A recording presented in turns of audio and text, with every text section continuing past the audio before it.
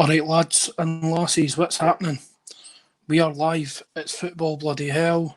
And no, it's been a daft day. I thought the Scottish deadline was the night, because Scotland always get an extra day. So it's more going to be a reaction to all the transfers that's happened over, the whole summer.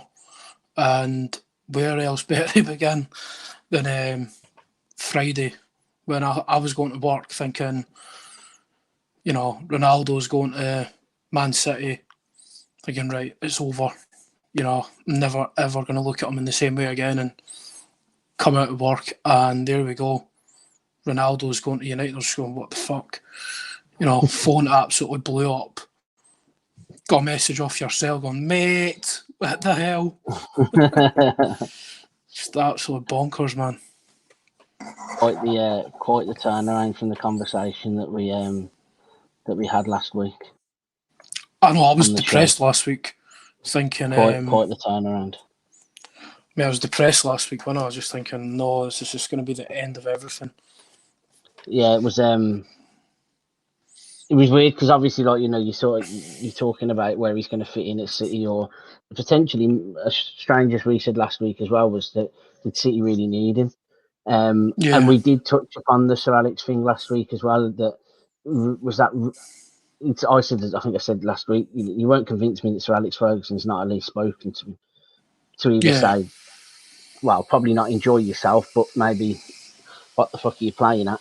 And then I didn't even see it coming that it would be a U-turn to United, but I think it's a far better signing for United than it is for City, and I think it'll work out better for him as well. I mean, I'm seeing things getting thrown around about his age. The man could play till his 80s and he'd still have a better footballing brain than some people in that league.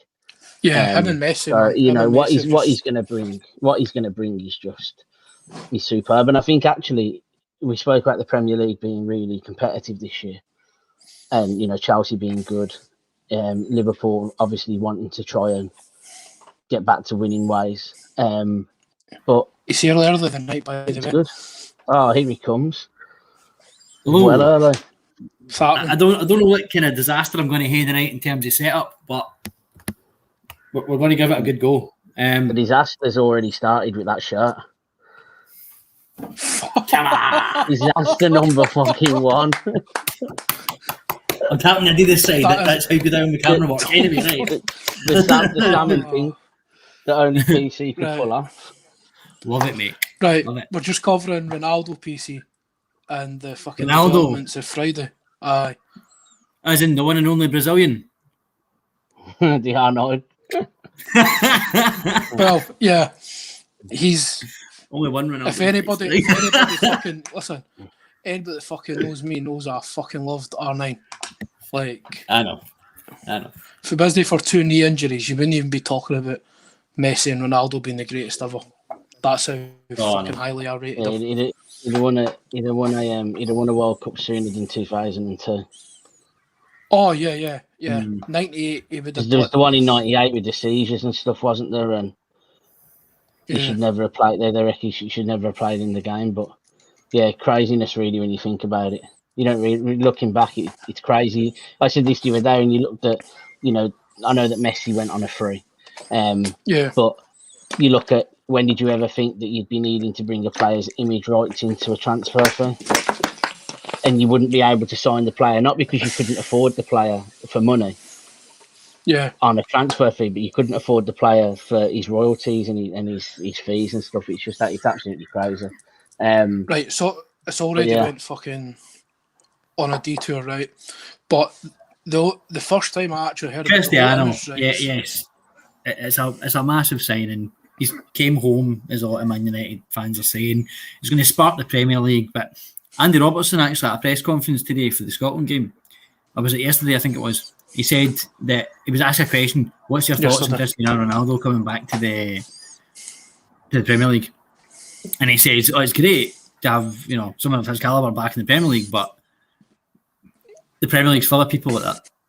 So it's just another addition to the league." And he says, "I'll focus on it when it comes to it, when Liverpool play them," which I thought was brilliant. But anyway. Yeah, I've got a lot of time for something like that. Right. To be fair. That's what I think he's a fucking opinion. Fucking Scouse cunt. Scouse? He's from fucking Glasgow, you can't. I didn't give a fuck. He plays for the Scousers, mate. They're all Scouse cunts. Firmino's a Scouse cunt. Salah's a Scouse cunt. Mane's a Scouse cunt. He plays for that lot, mate. He's fucking scum. I didn't give a fuck that he captained Scotland. There you go. Right. I'm one of the few in this country. I got fucking caught up in the Euros, but do you want to know? Genuinely, I couldn't have gave a fuck. Couldn't give a fuck about our national team. He's gonna go. He knows this, man. He's knew this for years. He's not gonna be happy. Yeah, mate. He knows. I quite enjoyed.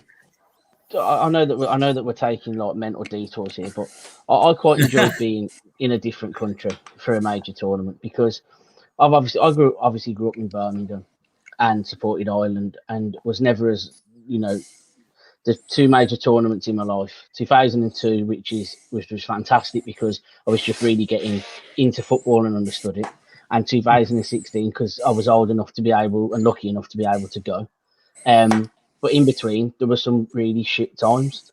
I never begrudge England. I'm not, national team wise, you get involved with your pals. I've been to pubs and watched games. It's never fazed me really because that's been passed down from my dad because my dad never really went down that side of the coin with, let's have a hatred against it. What's the point? There's other areas in football where you can use your team to, your club team maybe to have a rivalry. And especially when it came to that, we're just always happy to sort of watch it. But one big thing with that was the supermarkets, the shops, the television, the newspapers, everything for a few weeks before a tournament that England had undoubtedly qualified for. It was everywhere. People, the women and the men and anybody that didn't watch football watched football over that tournament. Yeah. And I was quite looking forward to being up here for Scotland's first major tournament. In like my adult life, as you like, and most of ours, to be able to go down to the pub and obviously have a watch of it and see tournament fever like take over in a different way. And again, it was quite nice to see that, to have a sort of a bit more of a focus than once again having a failed Ireland team that couldn't make it. So, but it was good, and I think I'm the same as you, Andy. You sort of got wrapped up in it in a way that. Naturally, I couldn't have given a shit, but for them 3 weeks, you sort of didn't mind them getting positive results. Kinson, it's actually mental. I barely watched the Euros. I'm the same. I barely watched it except for all the Scotland games. So I suppose I saw a fair bit of it, but nothing stands out. There's not a game that I sat down and watched that probably wasn't an England or a Scotland game that could jump out in memory to me and say, oh, it was fucking great sitting down and watching that. Whereas I could name games from tournaments gone by that I thought, fuck, I'm glad I've sat down and watched that. Yeah. There was something lacking a little bit in that tournament. Like, I remember PC and me and you sat and watched a lot of one of the tournaments years ago. And mine when I was at my mum's. Oh, was it the World Cup in Brazil? I cannot remember, mate, to be honest. Nah, Brazil was 2014. The only games that really stand out in my mind. Oh, yeah, you're right. Yeah, the only games that really stand out in my mind for this year's or last year's or 2020's Euro Championships, to be honest, is the 4-4 with Spain and. Who was it? Turkey. Was it Italy? I want to say it. Was it Italy? No, Italy not didn't concede fucking 4 goals in the tournament, mate. No, I don't. I couldn't, honestly, I couldn't tell you. I couldn't tell you many of the games. It's a team that you would least expect to score 4 as well. It was like, was it Sweden maybe? Might have been Sweden, man. I don't know, man. Like, I don't know. Right, maybe it's just because I've not been brought up by the whole Scottish national team thing, right? I've never proper got into it. I feel so, how can I put it? I feel so far away from a Scottish national team connection and all that never got behind the whole Tartan Army thing, and I got to didn't. be honest. I really like it because I've had this argument before, and it mainly stemmed from when we played Scotland, when we had Scotland in the group for the for Euro 2016. Oh yeah, The biggest thing that I found, and it's no disrespect to anybody that follows Ireland, because circumstance-wise, if you do live in a different country and you support maybe an English team, it isn't as always easy to get over. And then when you look at ticket prices and whatnot, it can be easy just to nip to your local pub, considering that every game's on the telly. But what I found was that when you've got a Scotland support, it's very much like England. Even if you support Oldham, Stockport, Birmingham, whoever, if you're following England, you're going to your matches, you're going to your club's matches every week. And with the Tartan Army, you might have Arbroath, Forfar, Hearts, Dunfermline, anybody like that. They're still going to live football every week. And then they're planning these games and they're coming together as a Tartan Army and they're going. But I think that with Ireland, a little bit of the support can lack sometimes because people don't always experience live football every week. So there's not that knife edge atmosphere. You could stand up and scream cunt at the referee and you might get a couple of little looks because it's a bit sharp for the crowd. That's happened a couple of times. Whereas I feel that if you did that in England game or Scotland game, it's embedded there. The people realise that's what happens at football. But then, as I say, on the flip side, there's people that follow Ireland that go to Leeds, that go to Chelsea, that go to Man United, Liverpool, Celtic every single week. Watford, QPR, they go every week. So there's still that element of support. But as a core, it's not as widespread as England. I mean, I don't know many England fans that only follow England and don't really have a club team. And Scotland the same, which is why I think that, like I said, there was something really lacking in our group when we had Scotland in the group. Then that was something that showed so much, probably more so at Celtic Park than in the Aviva. But that was because there were two completely different atmospheres. Completely. Like I can remember being in the pub with Paul, right, and it was Wales, Scotland. It was when Charlie Adam lost fucking Gareth Bale and he scored twice in the last sort of 5 minutes. I remember going, Charlie Adam, you fucking junkie Dundonian bastard. And it being a common shout. I think me, him, and the whole pub shouted it. PC, you'll remember that night. To be honest, I was balls deep in a pint of tenants. Every step Bale took, I was just like, that was me. Just fucking brutal, man. I just can't get. I never want them to get beat, but I didn't give a fuck. If you know what I mean. Like I never want my country to get beat. I'd never fucking can't do that. Never. Doesn't matter how much I dislike the manager either. Bear in mind, I fucking hate Craig Levine, and I never wanted his Scotland team to get beat. Yeah, Craig Levine's one of my big hates in fucking football. And that's just the fucking Hearts connection. He was a shit Scotland manager as well.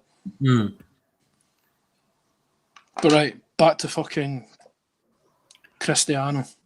I actually shed actual tears when I seen the announcement. I can't even think that it was weird. Don't cry at that. I didn't cry at normal things. I cry at football. I cry at concerts. Yep. That is normal, but... No, but you're a normal person will cry over fucking shit on the telly and all that. I didn't do that. I just kind of sit there and fucking numb. Noel Gallagher plays Champagne Supernova on the Hydro and I'm bawling my fucking eyes out. Hibs won the Scottish Cup. I'm on a train coming up for England. Fell out with my dad on the train, sitting on my own, crying my eyes out. Seeing Hibs fans up the other end of the fucking thing with, and they're walking down, they basically just picked me up and hugged me. I was like, right, first class bar, let's go. Just, I cried when Ronaldo re-signed because I was like, thanks. I think it was more relief I'm not going to City. Yeah, I think it would have been a difficult one to. I think it would have been a difficult one to take when you see such a influential player that probably, especially you got to take age into consideration as well with it. That if you were 20 years older, you might not have felt the same last week. because in his last stint, you'd have been older then. But being a kid and watching him, and then having all their memories, coming back to you, that means a lot. Do you know what I mean? So I can well understand that there was relief, and there was, a bit of that frustration being lifted. That fuck me, yes, he's not going to City, and fuck, he's coming back. Like, even it's a complete double whammy. And it makes it so interesting. I mean, the Premier League this year, honestly, we know that it's a fucking fantastic league. We know what teams can do. We know the way that it can be. But this year, to see that across the board, and the transfer window has been interesting, and the start that like certain teams have had. I think it's really geared up this season that we might have a race again for the first time in a few years. I think it's a 14 race. I genuinely think it's a 14 race. I really hope so. I wouldn't want to be one of the I would want to be one of the 14s in it because it must be fucking nice. But I wouldn't want to be one of the 14s in it fans to be going through it. But as a neutral, I'd love it. Absolutely love it. It's the first time since Alex Ferguson left United I can actually say, we can fucking go for this. Genuinely think we've spent the money on the right players. The Glazers fucking haven't. Fuck them, right? Because it's not their money, right? But the likes of Joe Marta, Darren Fletcher, whoever's been involved in the transfers have done a fucking ace job. Sancho, Varane, Ronaldo, Tom Heaton, who everyone's forgetting. We signed for Burnley on for a free as a third keeper. I wanted a centre back. I could have told you Sancho was signing fucking 18 months ago. It's never been a problem. It's been a problem dealing with Dortmund and them wanting over 100 million. But just too much emotion, and for what I can gather, he's getting his number 7 back because I was going to ask that James joined. Yeah. From what I can gather on Twitter, because Dan James is leaving and Cavani's international number's 21, I'm not sure there's going to be a problem. I think it's just to speak to the Premier League about special dispensation to change the number. Yeah, they do it for names and stuff. Sometimes I think United would want him to have. I think the Premier League would want it because 7. Of the brand. So, yes, selling fucking shirt sales wise, it must be absolutely crazy. Oh, it's gonna. Oh. At the moment, as soon as that number's going to land and people know it's just kick me out. Fucking mental. Stuck a wee Sorry, bit. boys. I nearly put my iPad on airplane mode there.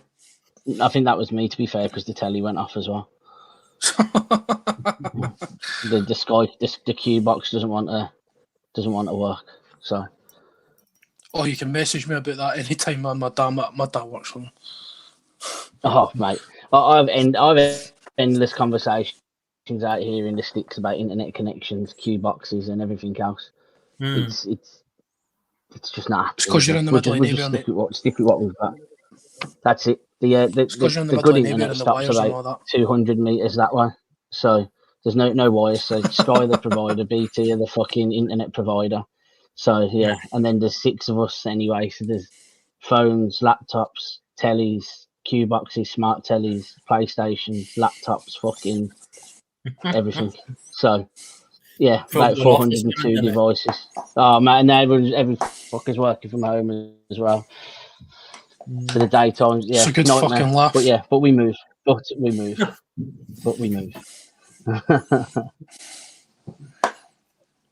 No, it's just been fucking an absolute emotional roller coaster. Fucking couldn't believe it. And then you're sort of on Twitter on Friday and having a good idea that Rio Ferdinand's pretty pally with Ronaldo and Fergie and all that, and you're going, Rio, fucking do something, man, come on. And then, he's going live on his channel going, I can't say fuck all, but I think he's coming home. And if you see his cryptic tweets, Leo DiCaprio from Django and all that, just like, fuck's sake. And just everything to go along with it. Fergie was on the phone, you know. And then he puts in his Instagram post, you know, yesterday, P.S. Sir Alex, this one's for you. And I'm going, not ready for this. Not ready for this. Yeah. No, but one thing I will say about him coming back, well, I say inverted commas, he has actually came back, but he still looks, if not even fitter than what he did when he was younger. Mate. Fitness and his professionalism, you can't argue with that. Mate, for the age of 18, this lad had a private cook and everything in his house. Mm-hmm. Private chefs, sports scientists, everything. This guy wanted to be number one in the world. I remember watching him literally playing against United for Sporting. We helped open their stadium. And Sean will remember fucking how good John O'Shea was. Is Ronaldo? Sorry to interrupt you, Andy. And Ronaldo's about to break a record here, because if anybody thinks that Celtic will give anybody a heart attack this season playing out from the back, go and watch what Ireland have just done over the past 2 minutes.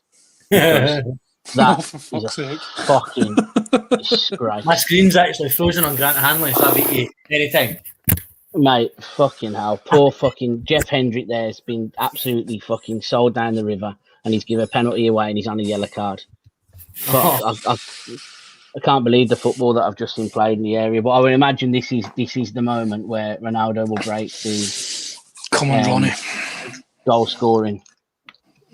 It's penalty. He's going to beat it. It's not a penalty. You diving bastard, Fernandez. Indirect. He is a diving little cunt, isn't he? He has as well. That's bad.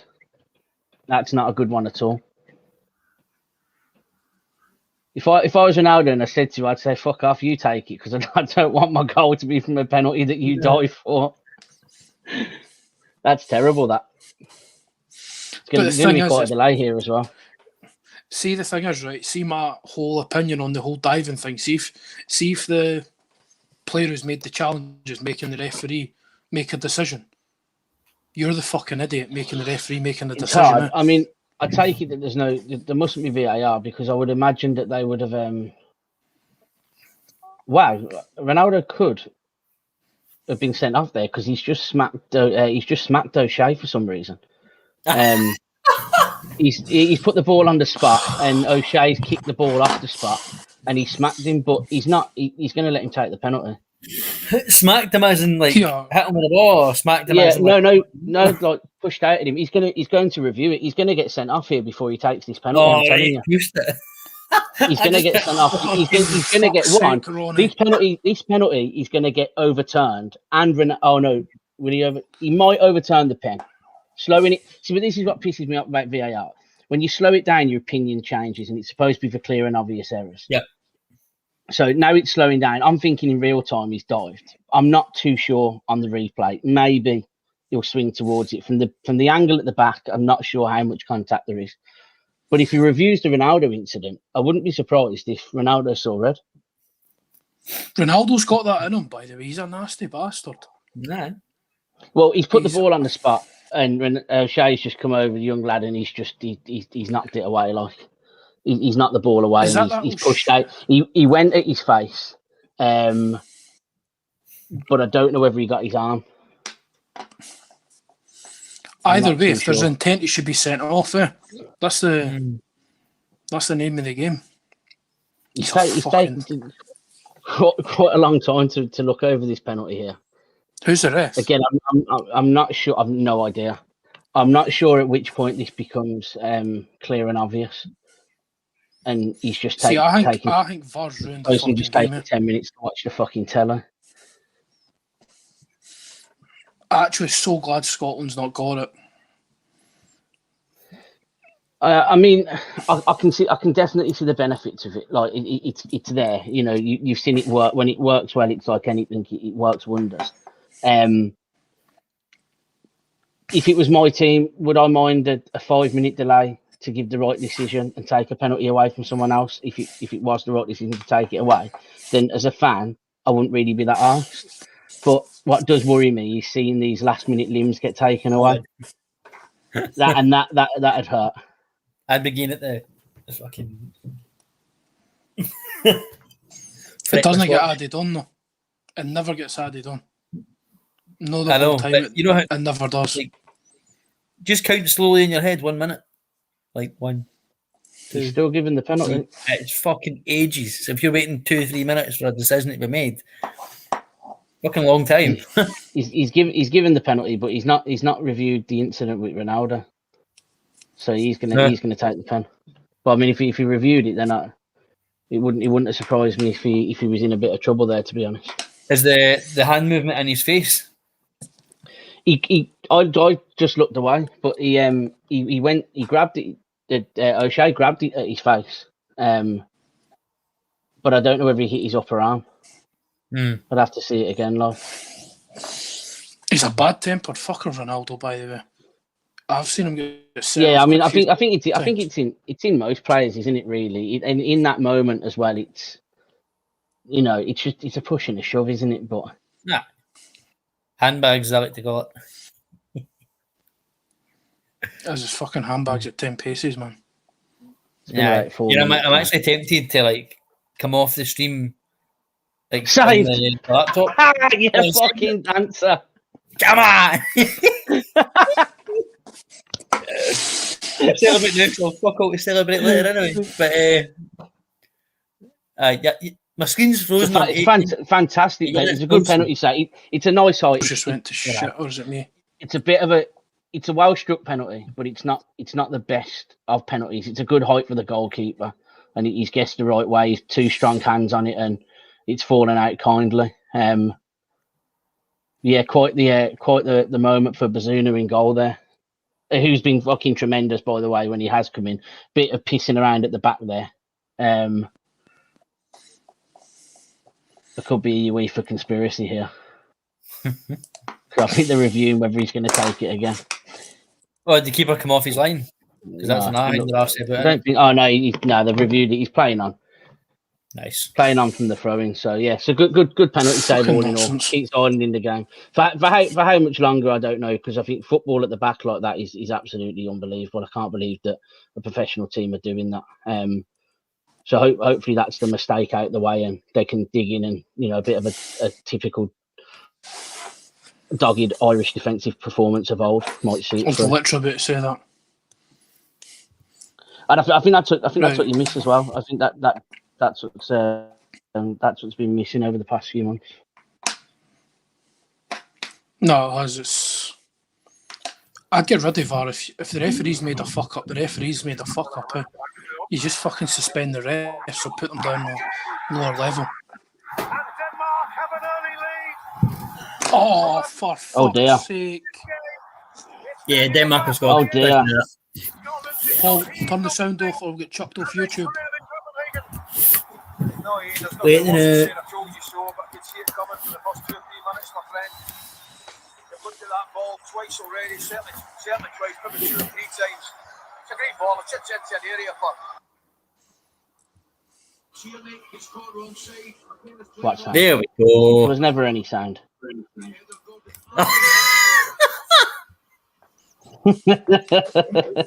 Sorry guys, you're coming at my telly. For fuck's sake. Superb. Oh, give me 2 minutes. Only piece. Only you're doing this, Paul. Seriously. When you go for your editing process here, you're gonna have to do some editing. You just put some music. Mate, I'll just fucking edit it out. What be it? Should be 28 minutes. Let me write that down. No, leave it in, pal. No, I'll see you in 2 minutes, boys. All right.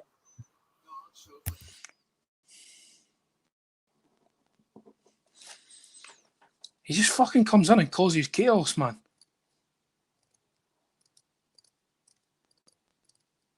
You alright, Sean?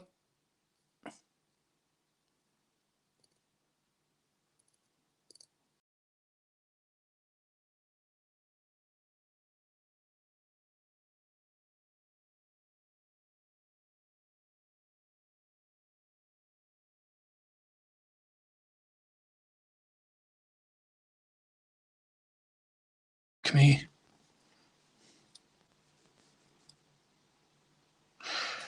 Right, lads, it looks like it's just me now. didn't ken quite what's fucking happened to the stream. I do fucking apologise for that. Hold on. See what the fucking problem is. I don't know if it's StreamYard. You dirty bastard that you are.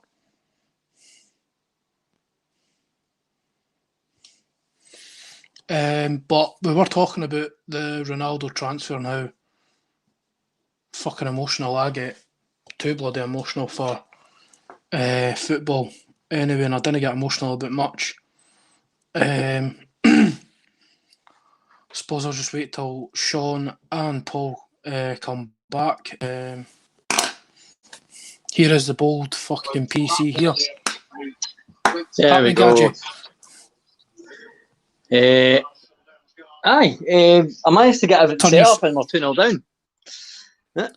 Right. Turn your sound off because that's why we got kicked off. Yeah, 2 minutes. On your TV. We've lost Sean now as well. I don't know. Because I just got kicked off the whole thing. 2 minutes.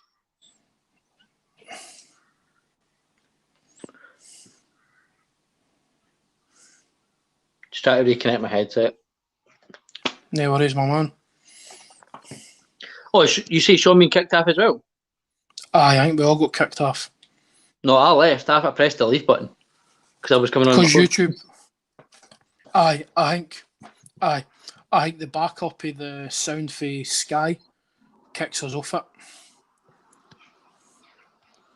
It's just what happens because of the legalities of it.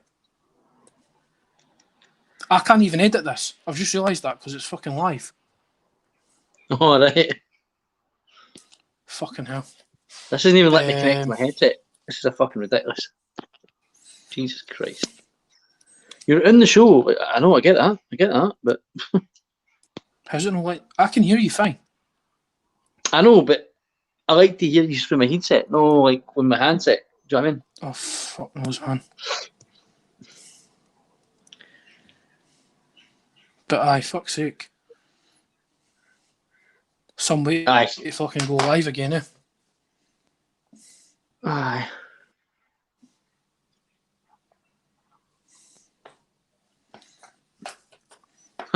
Kitch is out in Glasgow and he's not even watching the game anymore.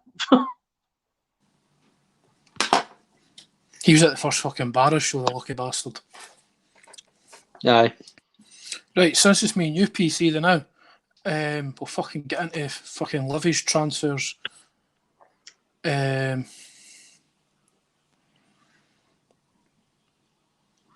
reckon yep. You got ones you can just plug into your phone? Yep. They're down the stairs. Fucking I'm on my way from there. Oh, man. I'm going to stick one live because it just ends up a shit show. Aye. 2 minutes. Yeah. I'm going to find out what's happening with Sean. No, they're not down here. Fantastic. However, beer is... Right. So...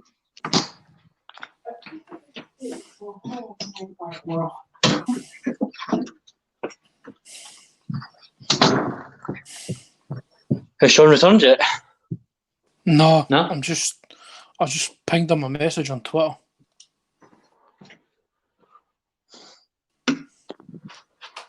Where the fuck am I? Oh, there we are. Paul, can he take you fucking anywhere, honestly? Take me anywhere, I'm in the fucking house.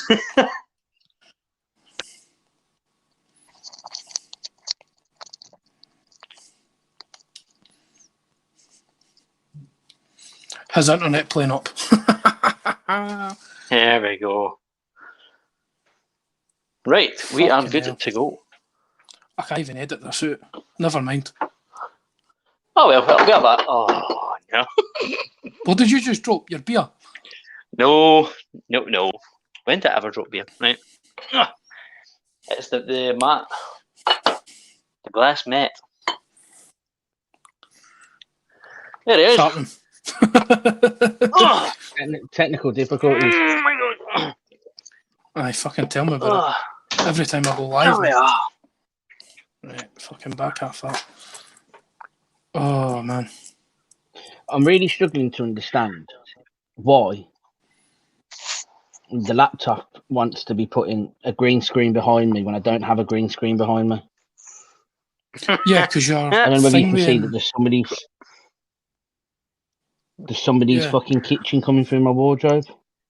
My wardrobe, the wallpaper. What the fuck's that all about? See it now. That's brilliant. Here, you think this is bad, right? I'm going to have to. I'm at home for college tomorrow, right? So I'm going to be on Teams all tomorrow. It's going to be great fun sitting in the house. Sorted. We are sorted. Oh, man. Right, Scotland are 2-0 down. What's the Ireland score? Still 0-0. It's 0-0. We've got a corner, so we're about to score in about 25 seconds' time. So just stay with me. And we'll be Listen, one taps we'll off. Taps off Yeah. and dancing are fully allowed. Seamus Coleman's just turned into, what was it, Paul? Prime Maradona? Oh, mate, with Prime a Maradona. pack heel Oh, through. Cabia. jeez, Cabaya. Kabaya. The guy's name I can't pronounce. Fucking- Here, I want to ken if he's seen that, by the way. Sorry, I tagged him in it. He fucking better, isn't it? But no, I just picked on Seamus Coleman. Just fucking get it, fucking Turn into step prime overs, fucking Michael. and getting the Here, shoulder. is he not your captain? Is he not the I think he Ireland is, captain? aye. Coleman. Tonight he is, yeah. Yeah, I saw an article 2 or 3 days ago, and it was something to do with the Irish FA, and it was him that started a movement with the men's and the women's or something. Yeah, so yesterday it was announced that the men and women for the national team will be equal pay. Oh, that's So good. That's what class. what the Well men done. are paid for this tonight is what the women will be paid on their next international fixture, which I think that there was quite a big driving force behind that from him and a few other players. But I mean, it's a step in the right direction for equality in football, obviously. It can't happen in all Mhm. aspects of the football, though. I'm glad to be honest. It can't. Yeah, no, I don't think it will, and I think that people will realise that that there's a reason, but also that there's levels to the game as well. No, exactly. Compare the Premier League to the SPL, for example. Look at television money. Aye, ridiculous. There's women's football isn't as coveted. It doesn't bring in as much money. It will be difficult for clubs to pay as well as men do. So I think we should maybe stop looking at clubs to pay unequal pay between the men and the women's team, and we should look at broadcasters that should pay equally, because it's them who televise the games. It's them. That's where the money comes from. Ireland are genuinely in here if you put a ball to the back stick either. Oh my god! I can literally hear my dad screaming about the Scotland game, so we must be fucking doing some Honking. shit. We must be shit. Yeah, I think I'm a good 10 minutes behind on this stream. I've not even got any of the games on, so I didn't want it interfering. Is it only on But- Sky tonight, Scotland? Aye, Yeah, it's on Sky. Sky Sports 2, 1. Try to see it, but I don't even see the number. Sky Sports. I think Sky Sports main event. Ah, right, okay. The main event, seeing us getting fucking shafted. There's a fucking. Oh my god! be What a save! Bazuna's genuinely just made a fucking unreal save. Wait till you see that. Here he's turned into prime that's fucking Oliver Kahn. 150 times better than it. Oliver Kahn, mate. Oliver Kahn couldn't lace his boots at the moment. Looking at this display, this is mental. Couldn't fasten his gloves, mate. Goalkeeper. Oh mate, that's a ridiculous save. I couldn't give a fuck what happens in the next 2 minutes. I'd rather just see a replay of that save. I've just seen the highlight back of. Sorry, 2 seconds. There we go. The highlights back of the second goal at Denmark score, and Craig Gordon even got pegged. Craig Gordon. Got pegged. Craig Gordon doesn't just get pegged in games, mate. He gets pegged in his house by his missus. Okay. His missus fucking pegs him Conversation too. took a turn. Fuck's sake. You're worried about a bit of music. I'll just get clipped Unbelievable. up by the Hearts review, man. It's fine. Mutual friend of ours does it. PC. Hearts review. Mm-hmm. I can't Mutual think of friend him, of did it? ours. Nah. I Big literally can't think of him. Oh, Big Corbett. beast. Alright. He'll fucking clip up half the shit I say about Hearts' chicken on his podcast. It's cool. I'm quite happy about it. But fucking Craig Corden gets pegged off his missus. Jesus. I literally said in college on Monday, right, about the podcast. I went, didn't fucking listen to it if you're a snowflake, because we're all quite unfiltered and I'm a bit of a fucking bam on it. Or human, as I like to put. Here, come what annoys me, right? Is there an app for StreamYard? No. Turns out he hit the post. I don't. It wasn't I don't actually like a save. this. I don't like this. We're gonna give him the save anyway, because he's a nice man. he did hit the post. But that's what I thought when it left his head.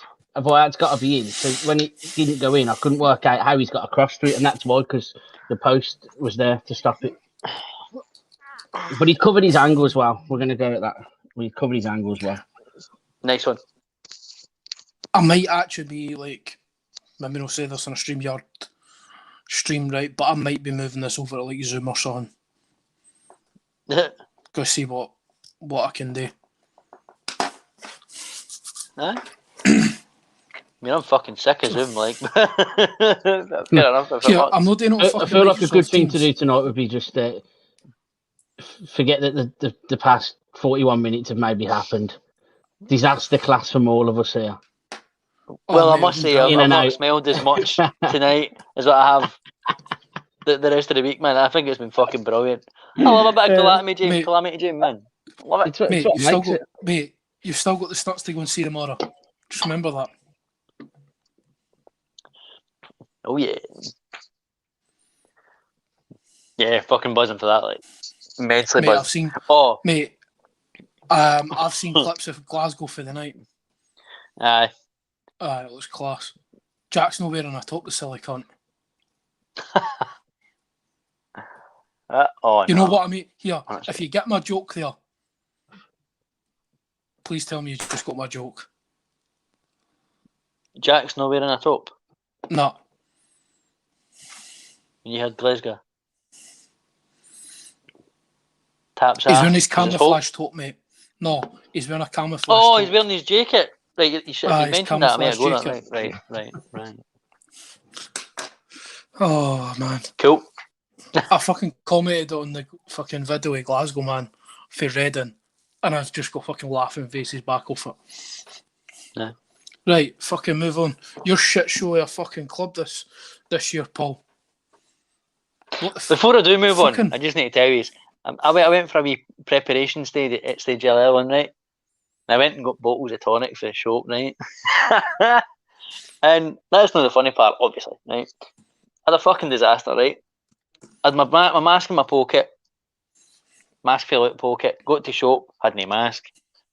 Went in shop.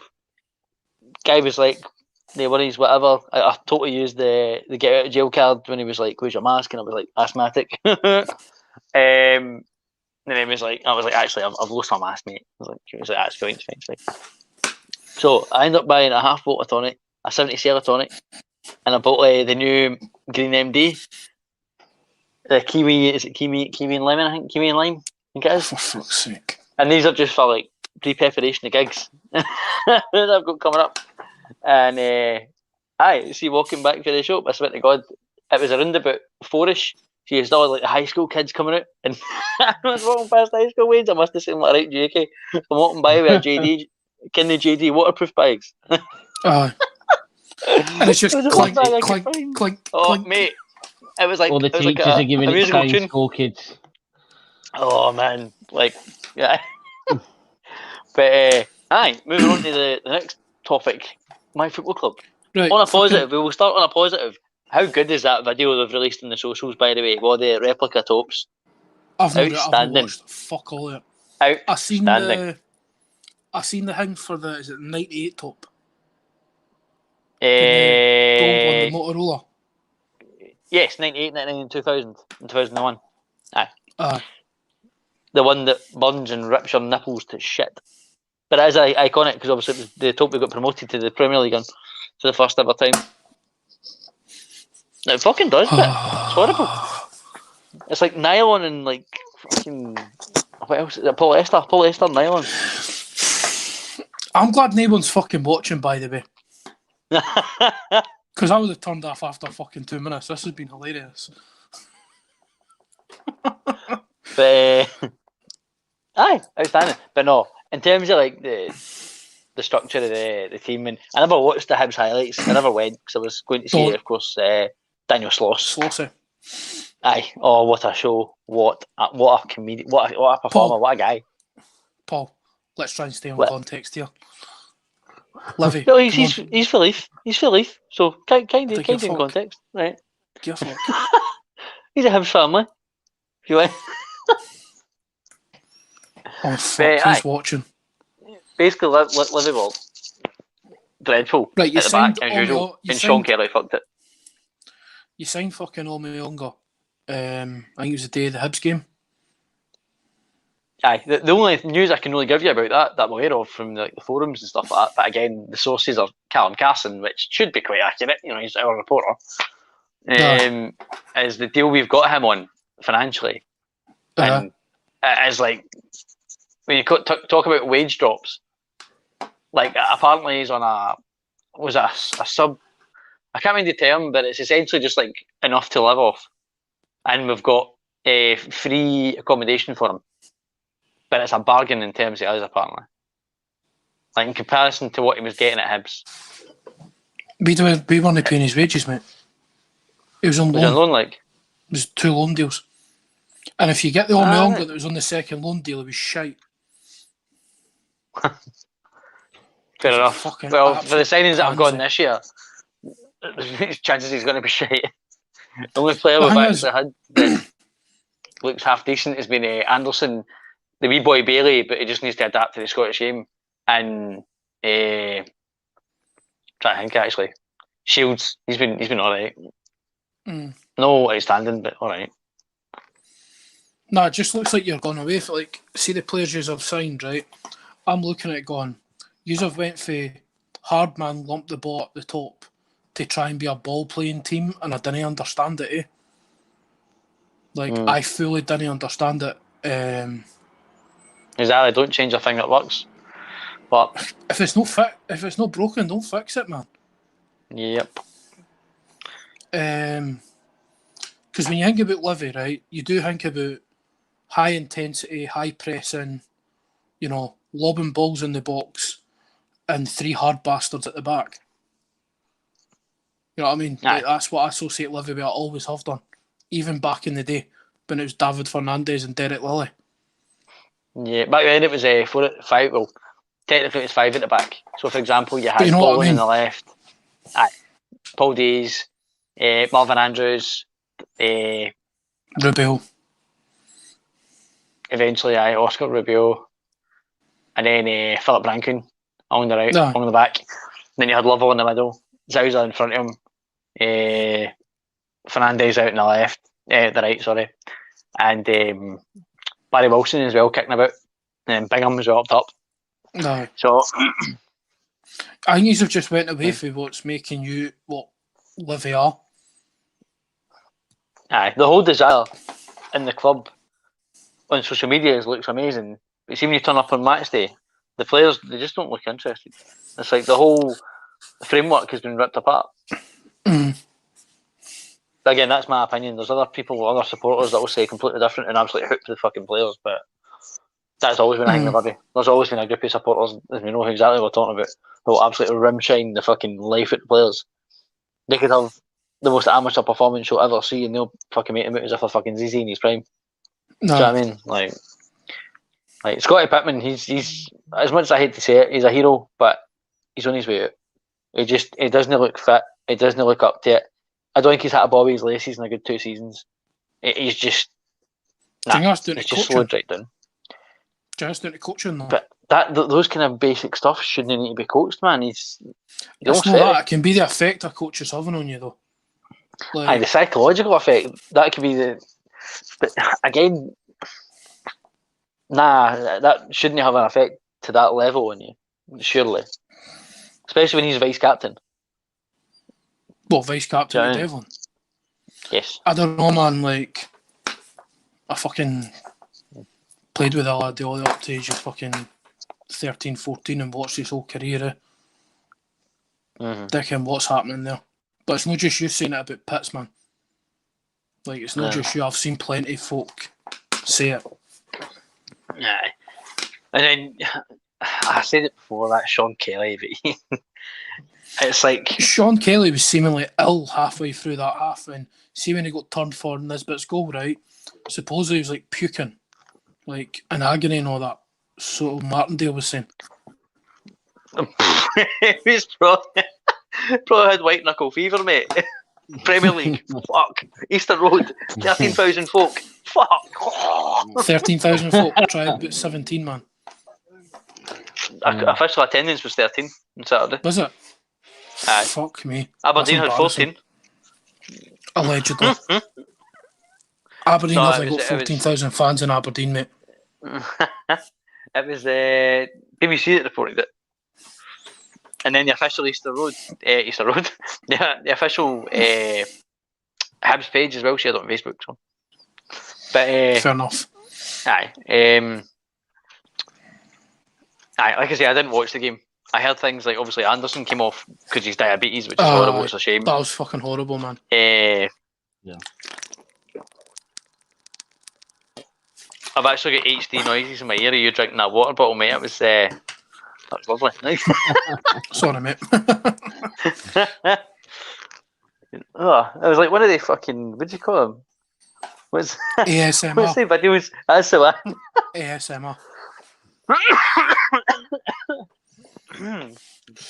Oh. Aye. Oh. Aye. But no, I'm actually tempted to turn the game off, man. It's so bad. But no, it generally is. It's been a bit pear-shaped, to say the least. You've had a very difficult start as well, haven't you? That, in context, no, I'd say you've had it. You know, it can't. It's like you say about players and stuff, and you know they're deflated, and it's hard because you know without a win, you're going to a team that are playing well, seemingly top. And it's like you've touched upon changing how you're playing football as well. I think that everybody believes in this day and age that you have to play football, and the Stoke City brand of football, of hoofball, isn't attractive. But you tell 10, 15,000 fans that when they're off the seats cheering a goal, who gives a fuck how it's got there? Exactly. You know, when you're touching the arsehole of the league and you're playing football, as it were, it's not as enjoyable as people make it out to be. But I think that's hard. You know, style of play has changed. Really hard start to the season. You might find that once that first win comes, you know, there's a new lease. You know, a bit of a new lease of life about the place. But you know, getting that first 3 points on the board is it's a really big thing for football teams at the start of the season. Lifts a lot of pressure. The longer it goes, the harder it becomes. The thing is, it doesn't get any easier. It's Dundee away next. No. Or is it Dundee at home? Dundee away, mate. 11th of September. And I am excited. Right, but in context, right, it's Dundee away, right, who are on a brilliant run, and they've just re-signed the Beast. I know. The Beast. I know. Right, their heels are going to be up. They've got him and Cummins up top. You got Ken. They are a fucking good team, man. McPake's put a good team together there. I know. Sean Byrne, I don't know if he's getting a game, but he's the kind of player that we needed. That desire in the midfield. And mate, you're on this fucking campaign to get him back, aren't you? Mate, I seen him, was it last Saturday? Last week, I seen your tweet. And I see him when the Hilton, I just seen him and I just went, Mr. Byrne! For fuck's sake. How's it going? And he just looked there like, fuck. Walked on me his drinks. I was like, clearly remembers me, the mad bastard. Just be like, I fucking love you, Sean. Like, Nah, it's Just just want all it about back. fucking like.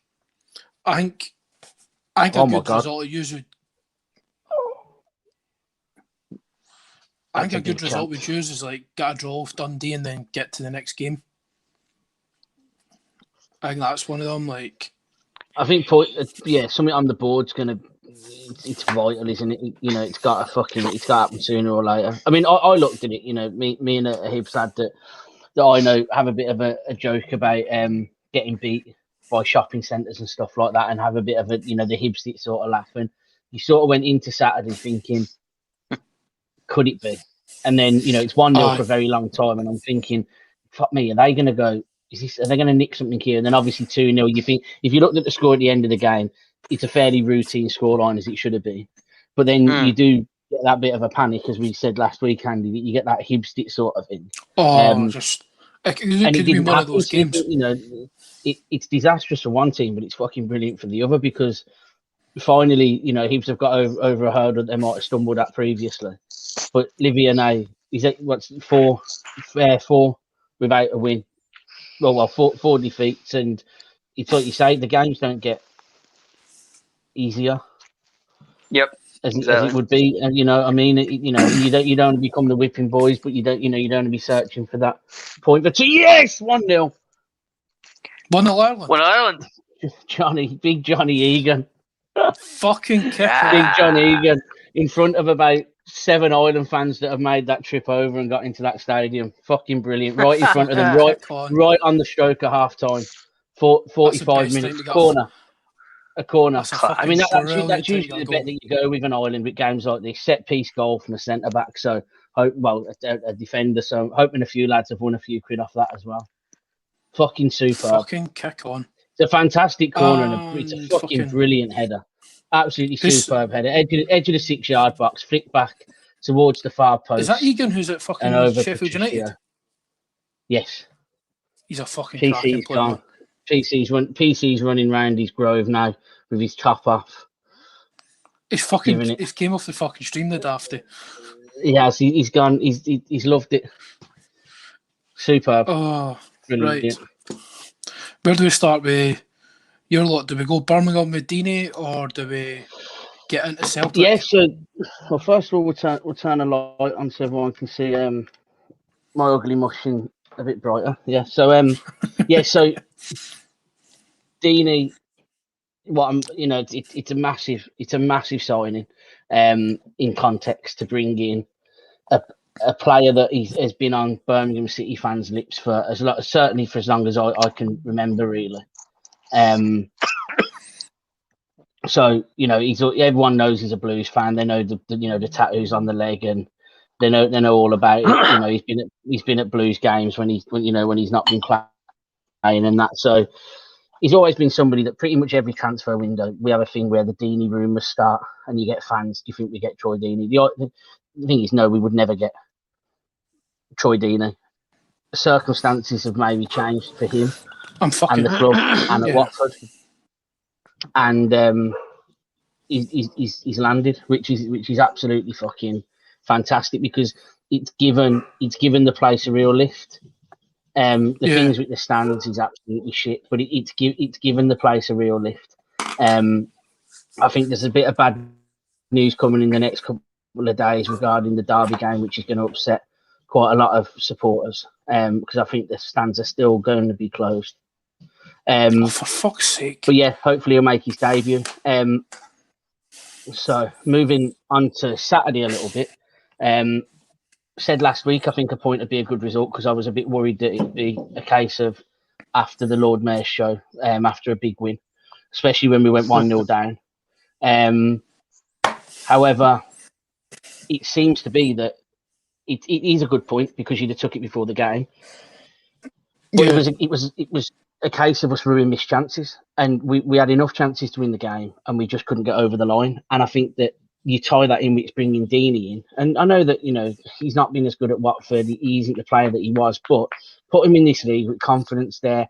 And he mentioned it in his own interview where he didn't really want to play for Blues because of pressure.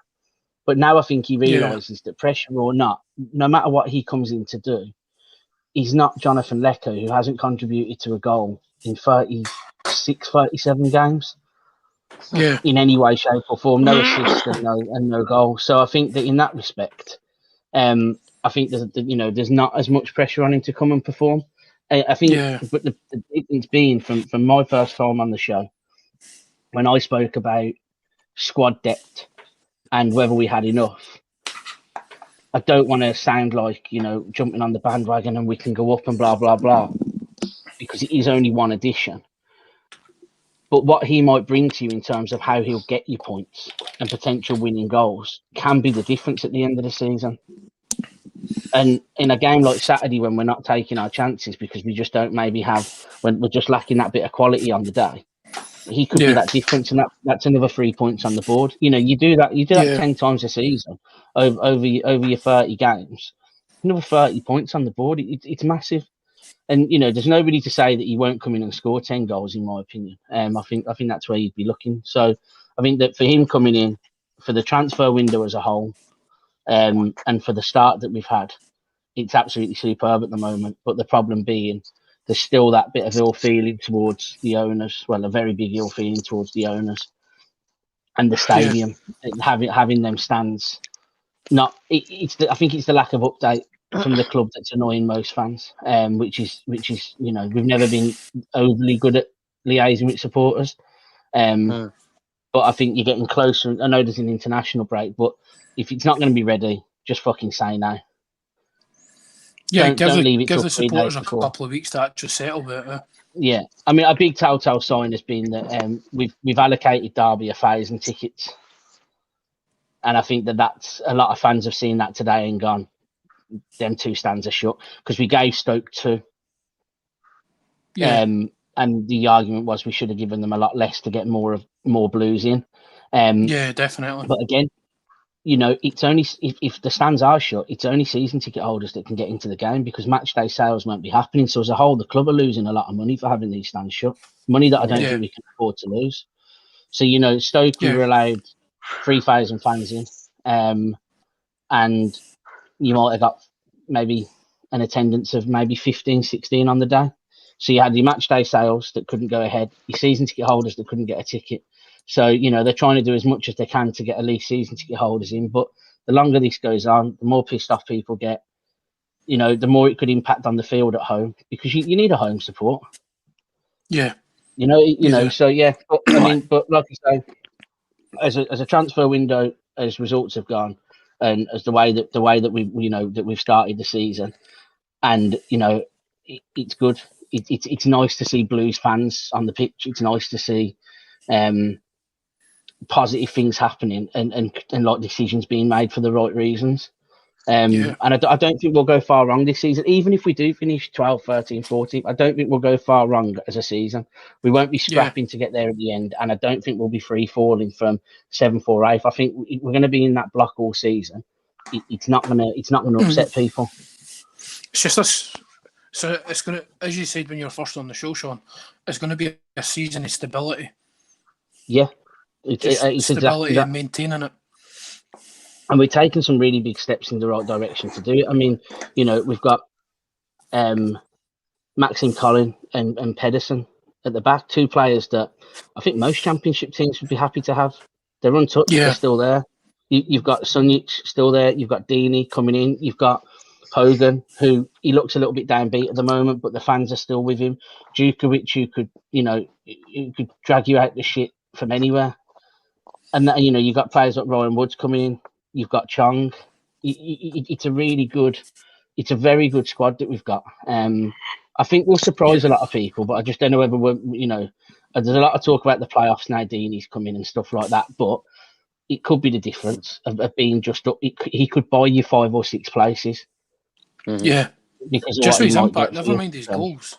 I think. Well, that's it. I mean, shirt sales alone, they're going to rock it. The kids are going to want his name on the back of their shirts. It's a good story for the academy. It's good. It's nice. It's pleasing to see. I mean, even if he comes in and scores 5 goals, it will still be looked back at fondly. I absolutely love him. I fucking love the guy. honestly, Aye. just his whole story, Yeah, everything he's done. yeah. I mean, he's paid Watford back fucking 10 times over. I mean, if he wasn't judging a by Blues, his interview the other day as well, he's taken a massive pay cut to join the club as well. He he doesn't described give it a as shit pennies. money. He never has. He described it as pennies. I'm not sure that it'd equate to pennies in our terms, but in his terms it would be. So I can't begrudge him for describing it that way. You know, he's the rumours that it's 45-9, which obviously it's a massive difference. But it's like he said himself, he's got ambitions to own the club one day. That's what he'd like to do. He never had That's ambitions fucking to play class, for the man. club. He never had the ambition to play for the club because of the pressures that are surrounded it, which I just 100% understand. But I think after 11 years at Watford, 400 odd games, when he had to drag himself into a changing room and basically manage them at one point, for everything he's turned around in his life, I think it's great to have somebody like that at the club. And as I say, he's that lovable rogue, isn't he? Aye. Yeah, totally. Totally. I love him. Every interview he's given. See when he done his interview for leaving Watford. Talk about fucking emotional. That I was literally like, oh man, I'm leaving a fucking Watford fan. I'm just a fucking Troy Deeney fan. And seeing he's going back to Blues, I was like, right, I better go on the fucking blow at the fucking Sean. My dad literally shouted at me, Deeney's going Birmingham. I went, right, grab the fucking phone, better fucking say Sean. I mean, I think, I know it's a totally different level, but I think you could have like, everyone's talking about the thing that Ronaldo's going to have for Greenwood and all that. I think it could be like a similar thing for Deeney going to Blues.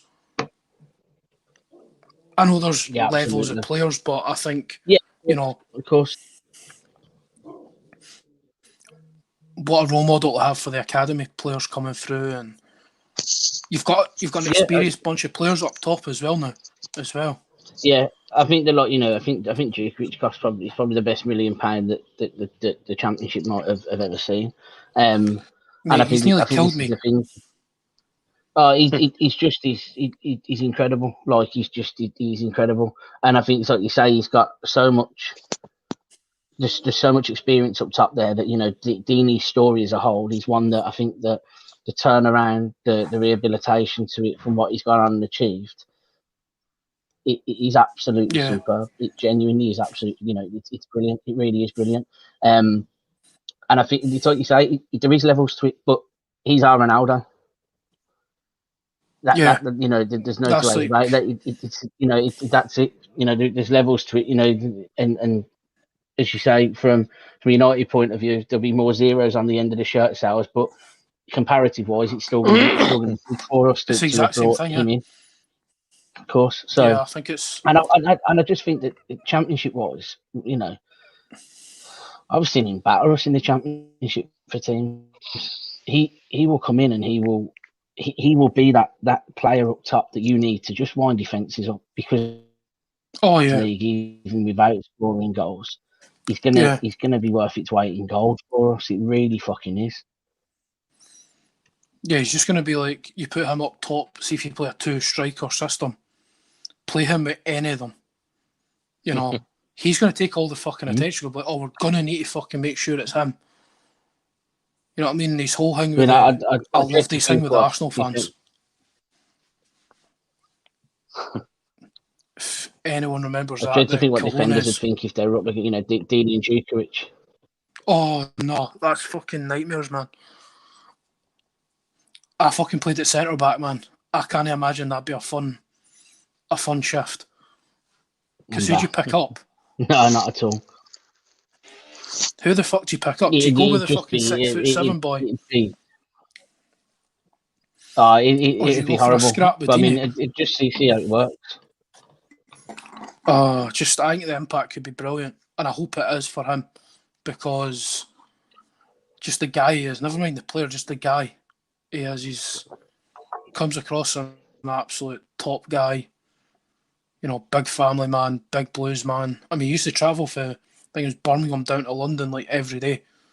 I mean, it says everything about him. He comes back for I know he comes back for quite a few Sunday League games at a team that he used to play for. I think Says he's put everything, quite a lot doesn't it? into him as well, and some of the you know, like the videos that Blues have released for him signing, the announcement videos, the interviews that he's done.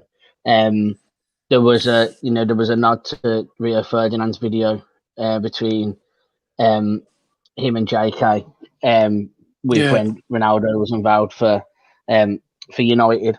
So there's been little, you know, cryptic tweets and stuff like that. So, you know, it was exciting to watch that unfold, and exciting to listen to his interviews and hear what he's got to say.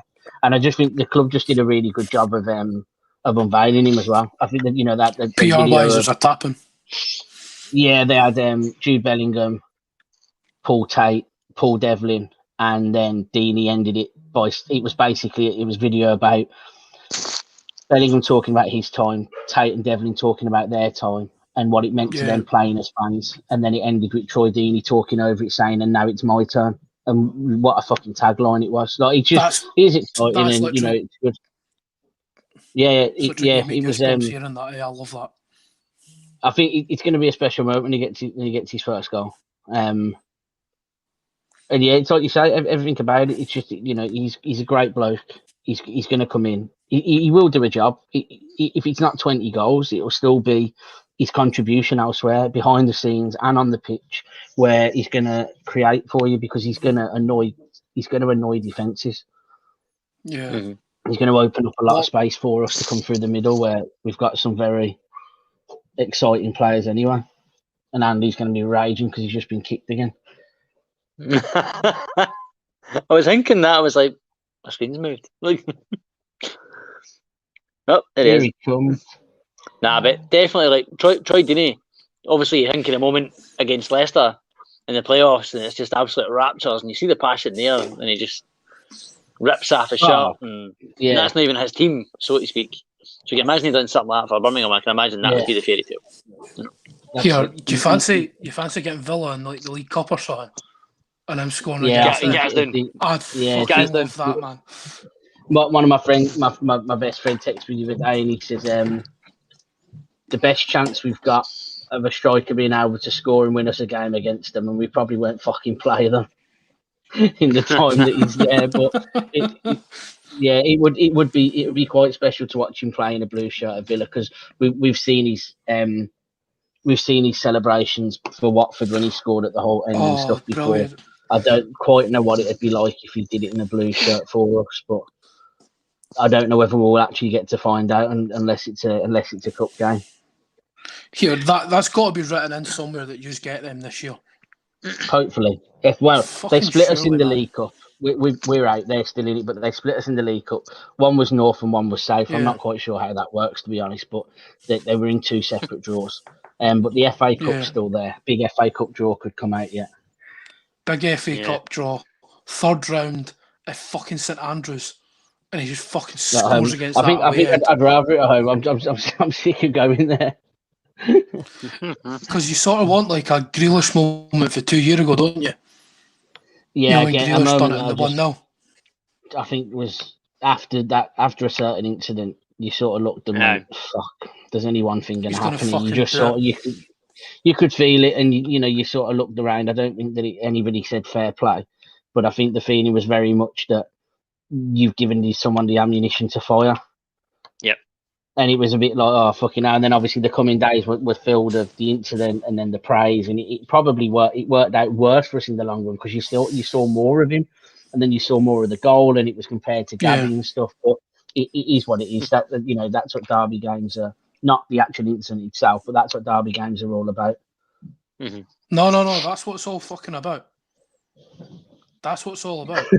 Like, fucking, I remember years ago, fucking happened at Hibs. Somebody literally jumped off my shoulder, and I pushed them like right up because they're aiming for the pitch. And I was like, fucking crack on. On you go. And they're away fucking smashed like 3 Hearts fans who were running on the pitch as well. Yeah, it's quite the derby days are brilliant, which I think will probably lead us into a certain derby day. However, do you want to, right, it's your choice where you want to go with it. Do you want to cover the Old Firm first and then go into your transfers, or are we going transfers in the derby? That's down to you, man.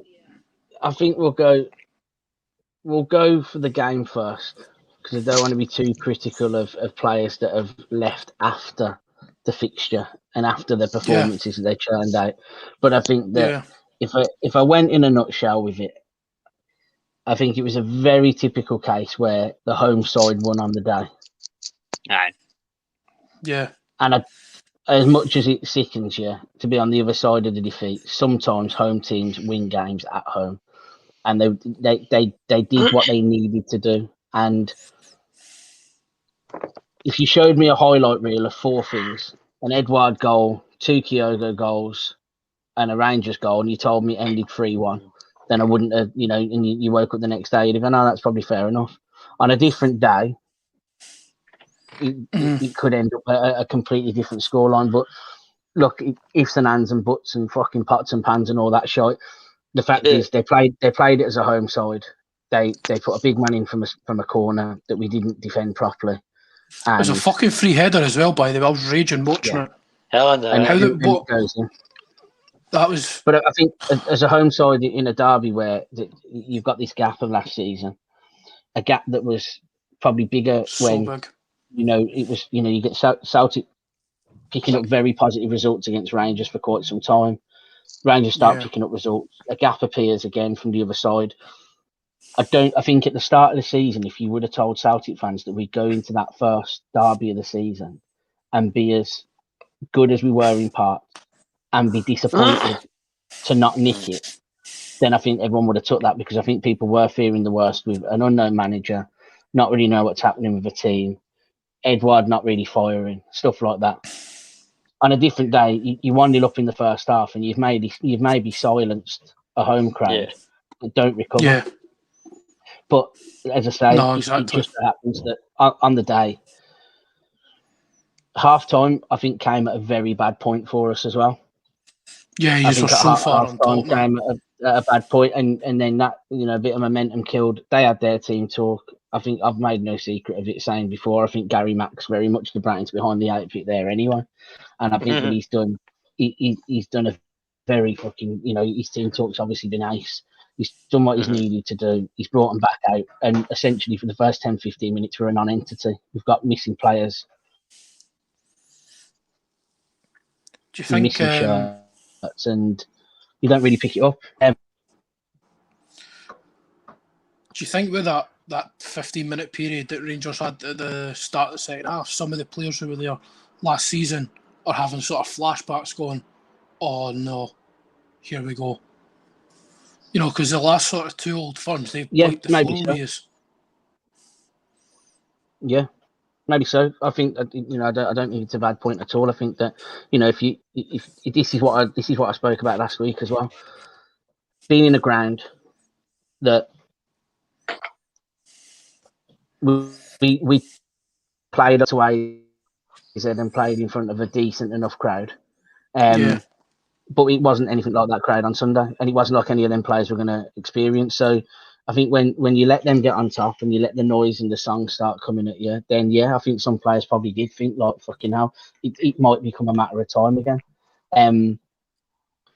But I still feel that there was so much more that we could have done, and I don't think we had to do that much to have even kept that game at 0-0.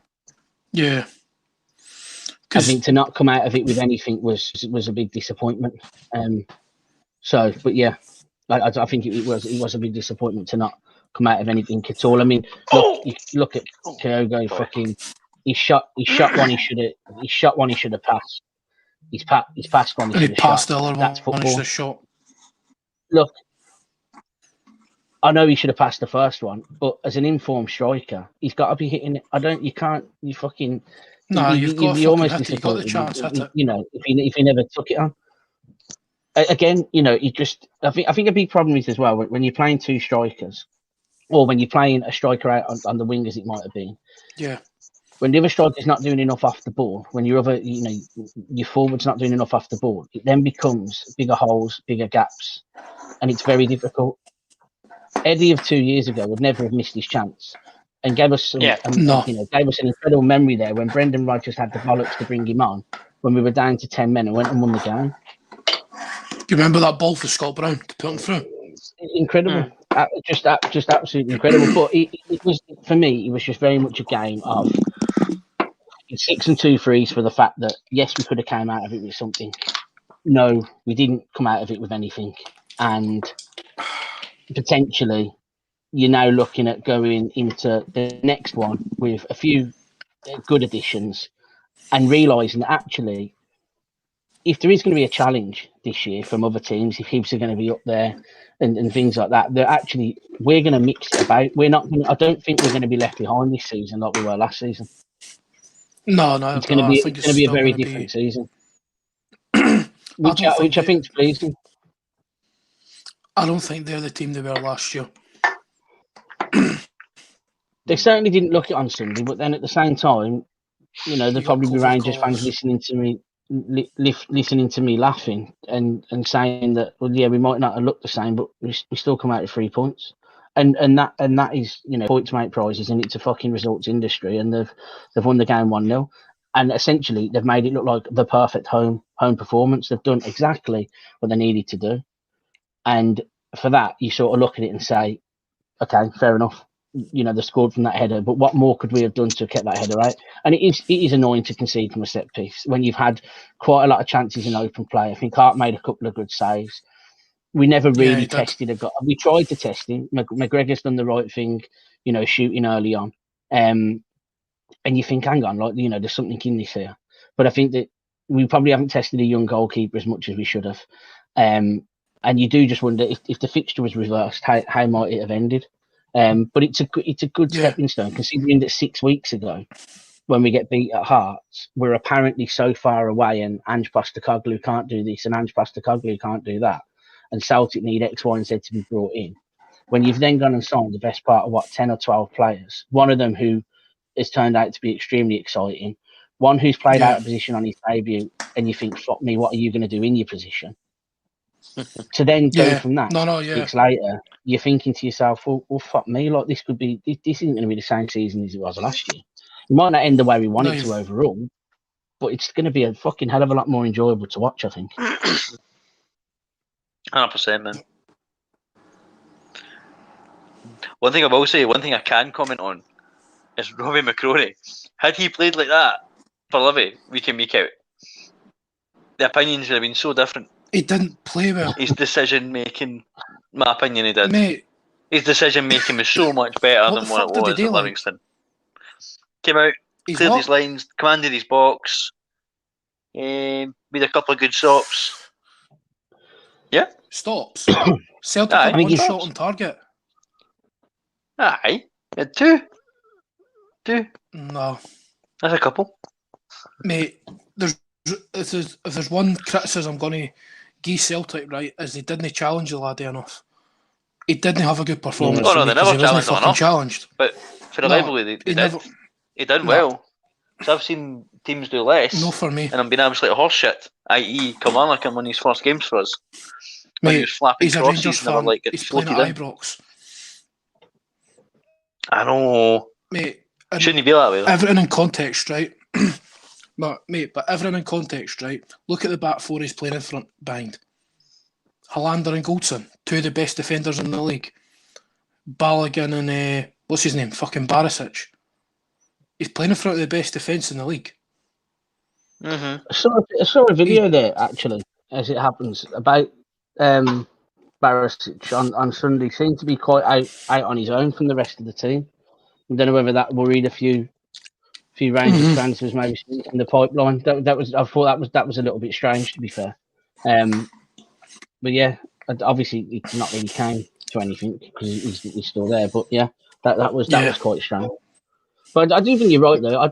I think you've got a point, to be honest, as well, Paul. That I think what he needed to do, he did. Well, he didn't do anything badly. There was a couple of times where he had to come off his line. He did it.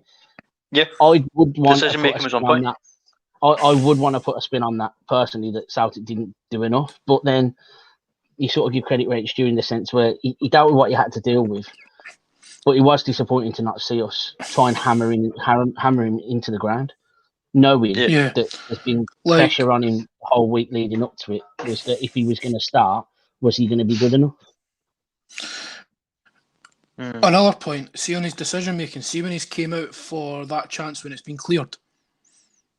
He's came out and he's just cleared the ball, not even bothered that Kyogo's gone for the ball. So I suppose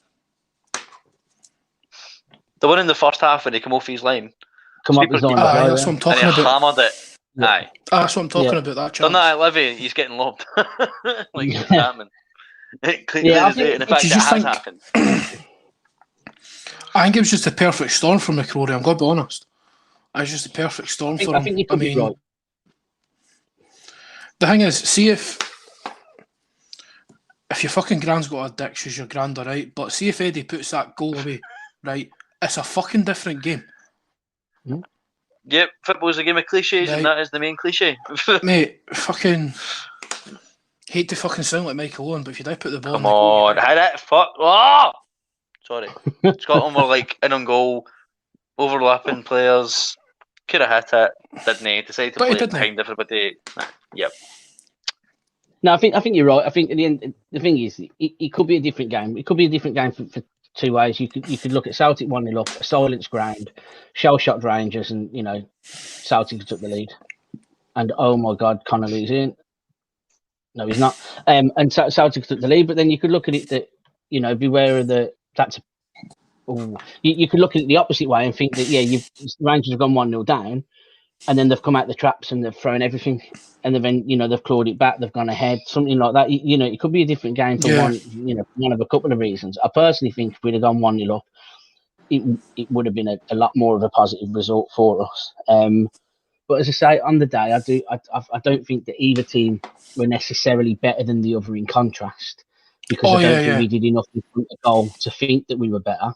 But in terms of the football that we played and what he's instilled in these 6-7 weeks, it's difficult to take that as a positive when you've lost your biggest game, but it's a fucking huge positive, because you're looking at your Europa League now thinking, well, actually, we can be a lot more competitive. This is supposed to be an amazing thing that we're playing, and we've been a lot more competitive. Yeah, it does leave a sad taste in your mouth, because you've lost the derby. You were dominant in just three seasons ago. However, it is what it is. You've gone into it a lot further forward. People are going to be 6 weeks, and now you're looking at the next one, thinking we can do them at home. And additions would suggest that as well. And it's going to. I think it's going to be an interesting month for Celtic on the right side of the coin. But I obviously, but there's positives of a 1-0 defeat. There's obviously also negatives, and the negative being that we didn't do enough in front of goal, and I think it was glaringly obvious that we do need another striker. But obviously, young Greek lads come in, and hopefully that's going to be that lift. I'm not one but I'm not chasing him out the door, because you've seen the player that he can be, and he's just not the player that he can be. So he's not happy. He's not playing to the team's strengths. He's not playing to his strengths. So what's the point of him being there? We've got a good amount of fee for him. It's a shit sell-on clause that's in there, but it is what it is. He's gone now. He'll be fondly remembered for far greater things than he didn't do. And hopefully now it's just another cog turning in the right direction for Celtic. Yeah, definitely, man. No, definitely. I think it's fucking laughable, right? You've got 20 million for essentially two players that you should have got about 40 million for. Christie's a fucking great player. I think Christie's a fucking great player. Christie's a weird one, because we spoke last week and we said, you had the big carrot dangle of the captain armband. There was obviously a lot more going on behind the scenes in terms of that. Yeah. And when you say, you got 20 million for two players, you could have got 40 for. You wouldn't have surprised you if you got 10 million for both. But when you tell Yeah. people you got 19 for one and $1 million for the other, I think that's the more sickening thing for me is that we've got so little for him. A player that I would have wanted to keep because on his day, you know, he's a player. you know, he's brilliant. He's really up there. He's potentially, you know, I know that there's big additions that have come in now. Obviously, there's Julian to come back. There's Hart in goal. There's probably other players that would be vice captain before him, but he knows it inside and out. I don't begrudge him going to the championship, but I think it shows how much social media has changed the world and changed the view between England and Scotland. And now apparently you only make it if you play in England. But I am disappointed that it's such a poor transfer fee because I just think I think he's worth so much more. And I think he will do a job in the championship. I think he'll be a good player for them. And I think he will be a miss because you know you look at the midfield's quite light at Celtic. I think one thing that struck me from Sunday was the bench was a bit light. And I think even if he's maybe not getting in the starting 11 or whatever, then he's on your bench. He's a big impact, you know, sub to bring on if needed. And if he's on the bench, that is, of course. But I didn't. I know that, the rumours, there's always going to be rumours. I sort of, you know, put my sort of opinion forward last week and my hand the line and said, I don't think he's going anywhere. But he has, and you move on. You know, he's been part of a wonderful team as well. He's given you fond memories, but ultimately, the big thing that seemed for me with Christie was he wanted the move. Yeah, he kind of wasn't the back to want to go. See, one thing that I've seen muted on social media and I've seen with my own eyes, he's never turned up in an old firm in his life. He never turned up against Rangers at all. We have a laugh and we say about we had this about Harry Kane and good games for England or Harry Kane and good big games, but it's easy to go back and pick out a highlight reel or pick out some of these stats and going into a game. But there is so much more to football. But ultimately, you get judged on the day, don't you? You get judged on the day, not what you've done in training in the week, and you know, or what you've said to the players or how motivational you've been and. Maybe the stats might not particularly be there, but I still think that for me, he's definitely a player that I'd rather have in my squad than not in it, especially for that £1 million. Because it's not Morelos. You know, you look at Morelos at Rangers; he's extremely valuable to Rangers. But it took him 8 or 9 was it to get a goal in an old firm in a derby? Yeah. Does that mean that they don't want him there just because he's not scored in it? He's okay, he's picked up red cards, but. He's been a nuisance in every one of them games, probably. And if you want to talk about goals, thinking the amount of goals he scored out with that fixture. Oh, mate, Ireland have got a big claim for a penalty here. Just nearly gone 2-0 up here, Connolly. Oh, I'm not sure, but and it's like you say, you know, you look at that way, you think, fair enough, he might not have and stuff, but it's everything that happens thereafter, you know. Mm-hmm. But I just think the biggest travesty of the Christie thing is I think it's good that he's gone now because I think that it became quite obvious that he wanted to go, and you don't want that feeling if he doesn't go carrying forward for January. And I think he's wanted to go previously, and the second thing being the biggest one of all is that it's a shit transfer fee for a player that should have fetched more money. Yeah, because you've essentially made what I think the transfer fees went through at $2.5 million. You've made $2 million on him for a player who's a quadruple treble winner, and you've got him into the Scotland squad, and he's arguably one of Scotland's key men. It is hard. It is shit to think, but I think that's probably the worst thing about the Christie one for me is that he has gone for so little. But I am excited. You know, the transfer window as a whole for Celtic as well. I think it's a good window, and I think it's an even better window. Given that it's an unknown manager he's obviously had to rely on a scouting network in Scotland. It's obviously, you know, there's a lot of things you've got to take into consideration when you make that move from where, you know, it's a massive move. It's a big league change. Everything's massive about it. And he's came in with 12 additions with the help of his backroom staff and his scouting network that you can already see. Look at where we've improved in areas. You know, we had to get a goalkeeper in. People were unsure on Hart. Yeah, you know, a big mistake against AZ, as we spoke about last week as well. Get the fucking mistake out of the way. I don't know what he's seen he's done or it. what's happened. I know that he's there to protect a young 21-year-old centre-back, but a young 21-year-old centre-back should know that that ball goes back from where it came from. And then if your goalkeeper's telling you to leave it, you argue with him later because that's a basic. But look, you know, a good goalkeeper had to happen. Chopping and changing your goalkeeper's no use. Kyogo, we've seen what he can do both on and off the ball. Dranovic coming in, playing out of position, looks fantastic. Spfl still leaving a few question marks, but I think given the right support and, you know, a good back line around him, he'll come into his own. Be interested to see obviously Jota and the Greek lad coming in to see what we can do up front. And again, it's falling nicely. We've got a home game against Ross County next. Go out there, enjoy your day. You've got go and see what you can do. You've got Cameron Carter-Vickers in on loan with an option to buy as well, which and that was a deal that looked teams in for him as well. Yeah, that deal looked as though that probably wasn't going to go through, and then, you know, at sort of 10 to midnight, that one's gone through. Liam Scales as well, another one coming across. From Shamrock Rovers. Is that Bulls? Shamrock Rovers. He was, to see him coming across as well. So that, you know, it's another. It's good. I did see a graphic last night of our squad split into, you know, goalkeepers, defenders, midfielders. I've seen that as well. Yeah. It was a bit of a gut-wrenching moment when you looked at it that way, because I was quite happy with the window, even though I do think we needed another couple in. When I looked at it that way, I thought, oh, you fucker. A little bit nervy looking at that. We're a little bit light on the ground. But, again, you've seen what Postecoglou can do. You've seen the style of football that he's bringing in. He's Trust the process, man. Trust the process. Get to January.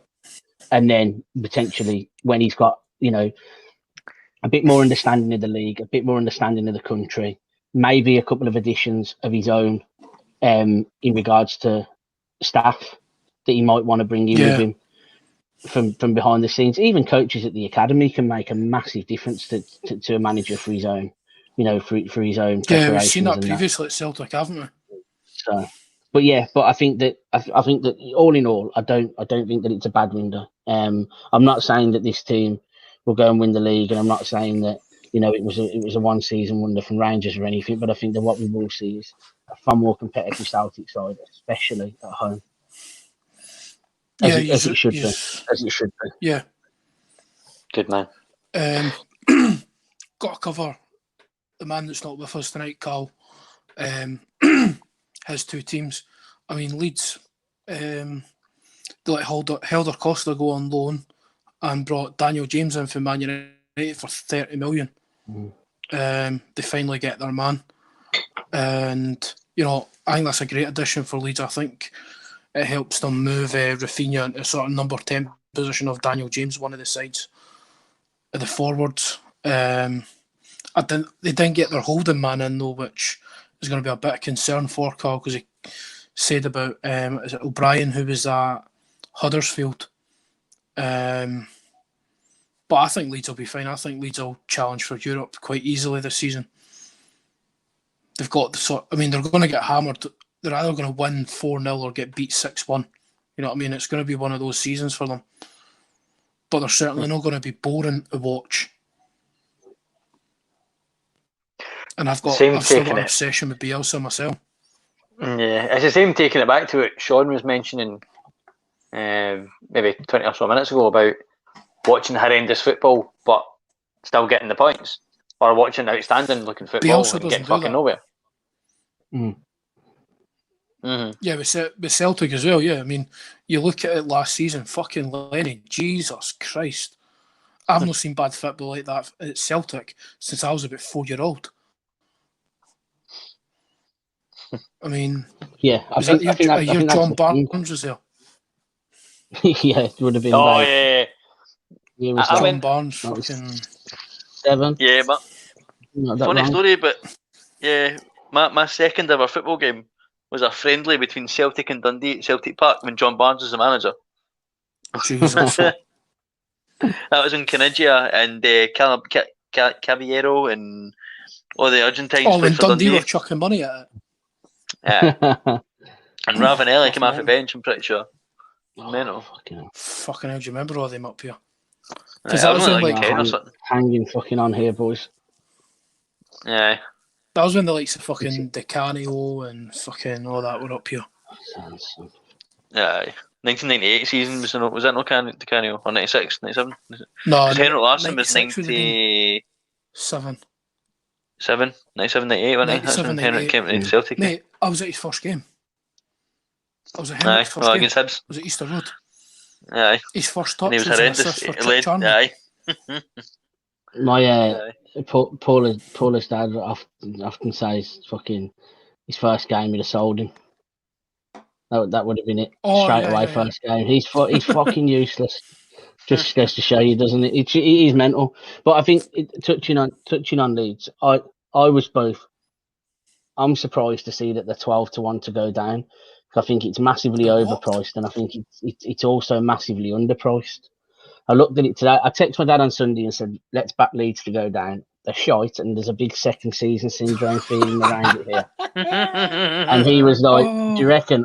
I just said, "You just watch them, and you just get there's just a feeling that I'm just not getting watching it." I mean, my opinion, Matt's fuck all for any Leeds fans watching this, and I don't give a shit that you'll say that you don't care because I don't give a fuck either.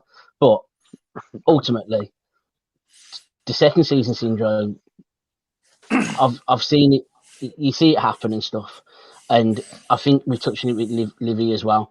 It's finding that next level. I saw it with Birmingham after I think we were in the Premier League for 3 or 4 years, and Steve Bruce, rightfully at the time, tried to change us from a team that were, grinding the results to a team that maybe looked a little bit better. And I think that we thought we were an established Premier League team, and we weren't. And I think this could be a big trap for Leeds that they've waited so long to get back there. The fans have waited so long and had to wait even longer that if results don't start going your way, it can become even harder to get them results. And something tells me between them and Wolves, I think that one of them two is going to be very lucky. Wolves will be fine. That Norwich are in the league, and that there might just be 3 teams worse than them. But it would not genuinely. We can clip this, and we can all have a good laugh at me and May if Leeds end up in Europe. However, it would not surprise me if they were somewhere down there. Because ultimately, Arsenal aren't going to stay there. So there's one place it's not going to be. So I can see why. You can see why I'm saying it's 12-1 both shocked me in both ways. I was surprised to see underpriced and overpriced. Yeah. But for me, Arsenal aren't going to stay there. That they'll claw out of it eventually. Norwich, I think, will be in there. Wolves, I think, will drop down there. I don't think that Burnley will go down. Southampton look better than they have been. Newcastle don't look too bad, but I think pressure-wise, Steve Bruce will get sacked at some point this season. Just so we're on that topic, Jay Adams just came off. Your man Christie. Christie just came on. Another hero. So who's up top then? Christie and Dykes. Christie and Dykes. But yeah, I think for me on Leeds, to finish up on Leeds, it's just that I don't. You got that feeling about them. As a betting man, I wouldn't mind a tenner on it. Is where I'm at, and I think people can read into. If you're a betting man, a tenner's a little flutter. It's not going to be a 30-40 quid bet going on them, or even more than that. It's just a tenner on them. I ain't a betting man. I ain't a betting man anymore. Fucking tenner. I look at it. I just look at it and think, you know what? Like, I wouldn't mind a little look at them because it could just be a bad start, or it could be that by Christmas that you've called a blinder. But it might not be. They might be absolutely. It might turn a corner. I don't doubt them as a football team at all. It's not necessarily that where it's coming from. The main thing where I'm thinking about it is just more that they're not probably the team that they think they are. And it could turn very quickly. Yeah. And I think that maybe the addition-wise, Dan James is a good addition. But then equally, as I say, we could be clipping this in May and looking at them going into Europe, and fair fucks to them if they do. But just for my money at the moment, there's something where I'm looking at them thinking, I'm not sold on you this season yet. Yeah. I half get it. I think Bielsa will get it right. I just think him being the great coach he is, he'll keep them up and I think he'll push them right on. But at the same time, he gets a horrible run of injuries and results don't go his way. He's going the other way, isn't he? But that's the way thing, that's the weird way that football works. If you're not competitive enough in your section of the league come October, whether you should be there or shouldn't, you're looking at hard times really, and it'd be difficult. It's difficult for Bielsa, but he's a superb manager. They are a good side. They were brilliant last season. But as I say, it's going to be a very interesting September for them. And I'm not trying to call something now and say at the end of the season, "Oh, look at me, I've called it fucking the start of September." But I think that if they don't get September right, it can be a slog to Christmas in a league that this year has got so much fucking quality in it, more than any other year.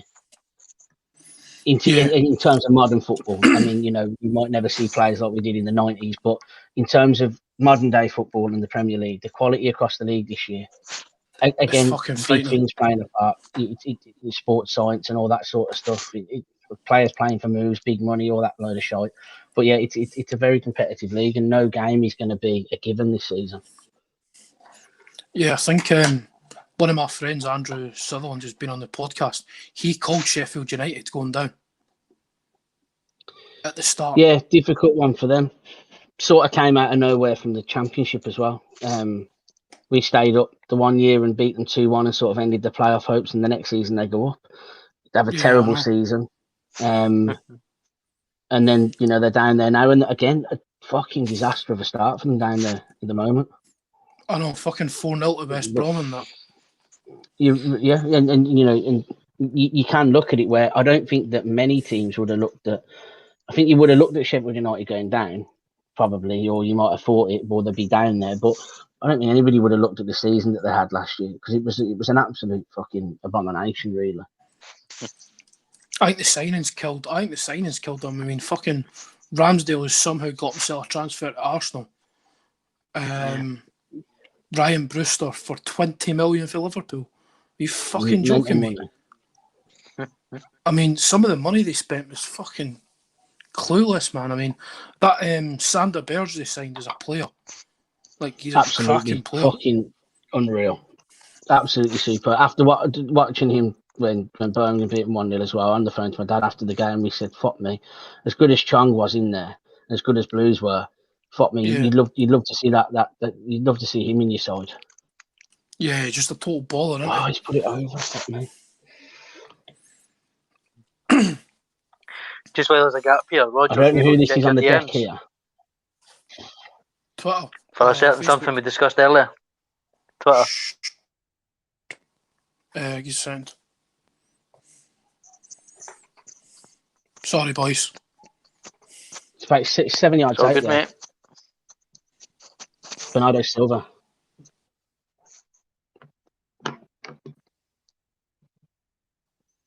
Give us a second. I need to. No worries. Sorry, man. Yep, I like the thing, by the way, so you can maybe follow that thread, if that makes sense.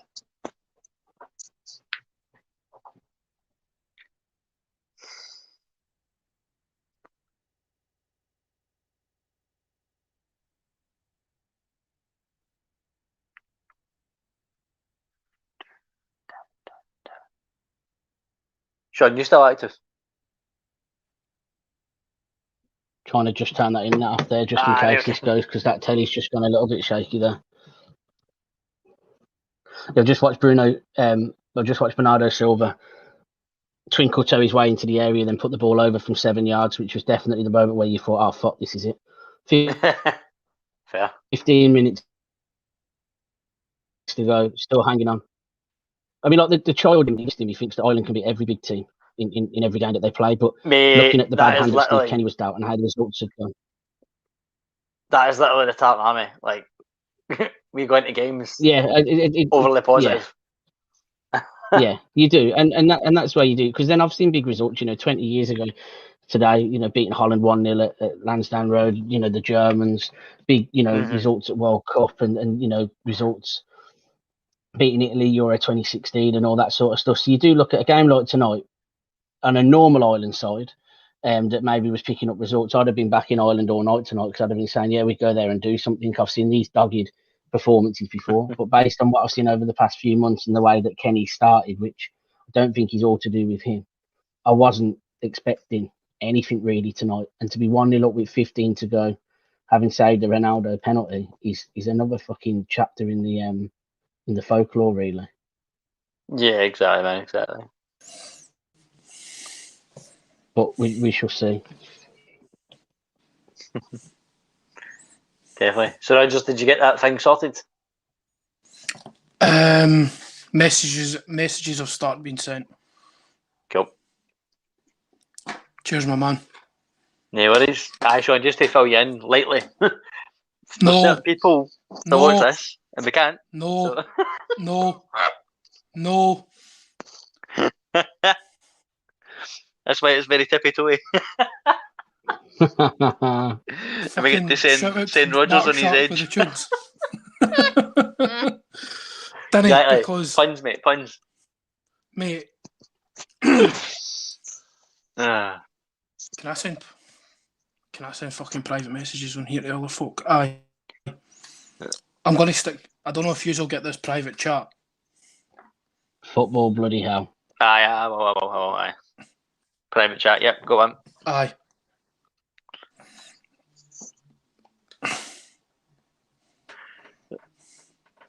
Shane Duffy just looks like it's incredible, this turnaround for Shane Duffy from what last season was. He's turned into a prime fucking... You know what? He looks like his old self again, eh? Very much so, which is pleasing. Ultimately, it's really pleasing to see. He's the player that I thought Celtic, what I'm watching now and what I've seen from him so far this season. He's the player that I thought Celtic were getting. And it's nice to see a player that does have that bad season, goes back and finds their old self again. Go on, hit that! Oh, the fucking save! Right. Schmeichel just made a one-handed save, didn't he? Right, for close range. Oh, only Scotland would miss that. No, only Schmeichel would save that, mate. He's got the genetics of a god. His dad was a fucking god as a keeper. Trust me. I'm a fucking Man United fan, I know. If you want to get a copyright thing, I'd fucking show you it. But mate, honestly, see if you put you know how much dicks YouTube fucking are, right? You'd fucking put that clip up, right? And I would get banned on YouTube.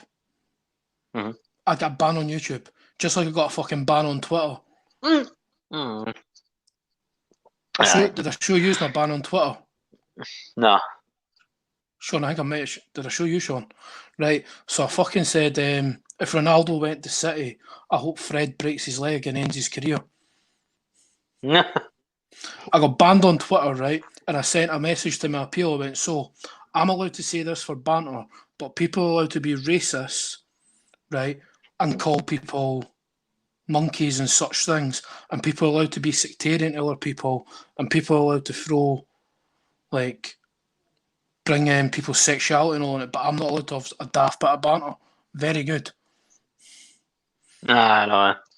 That was my argument, right? And they just came back and went, delete your tweet or you're getting banned, basically. So fuck Twitter. Yeah.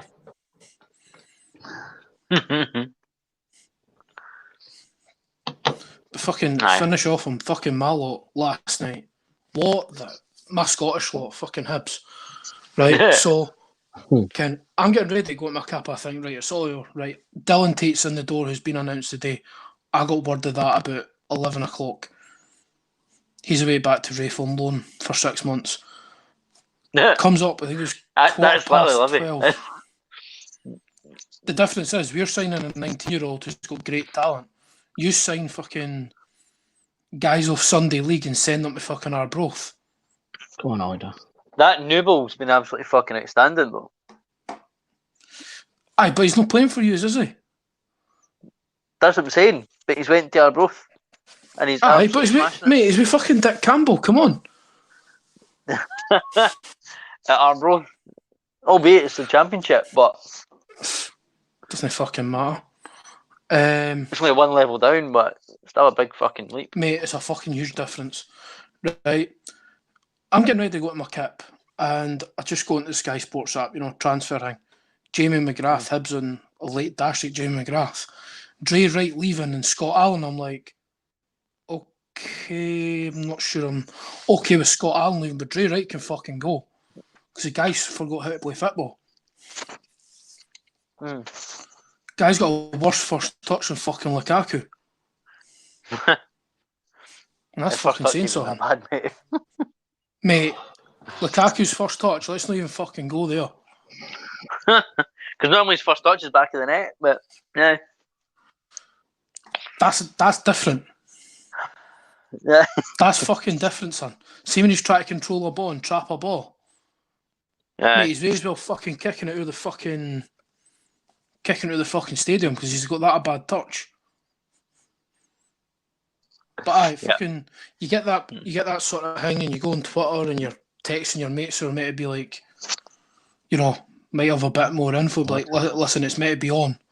And then I got a message off one of my mates saying, it's off, it's done. Going, right, cool, at least we're not losing Scott Allen. But I think that deal will be done in January. I genuinely think Scott Allen's going to be leaving Hibs.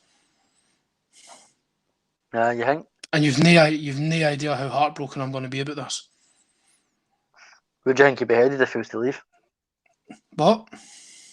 Where do you think he would be heading if he was to leave? Well, he was going to be part of the McGrath deal going to St Mirren.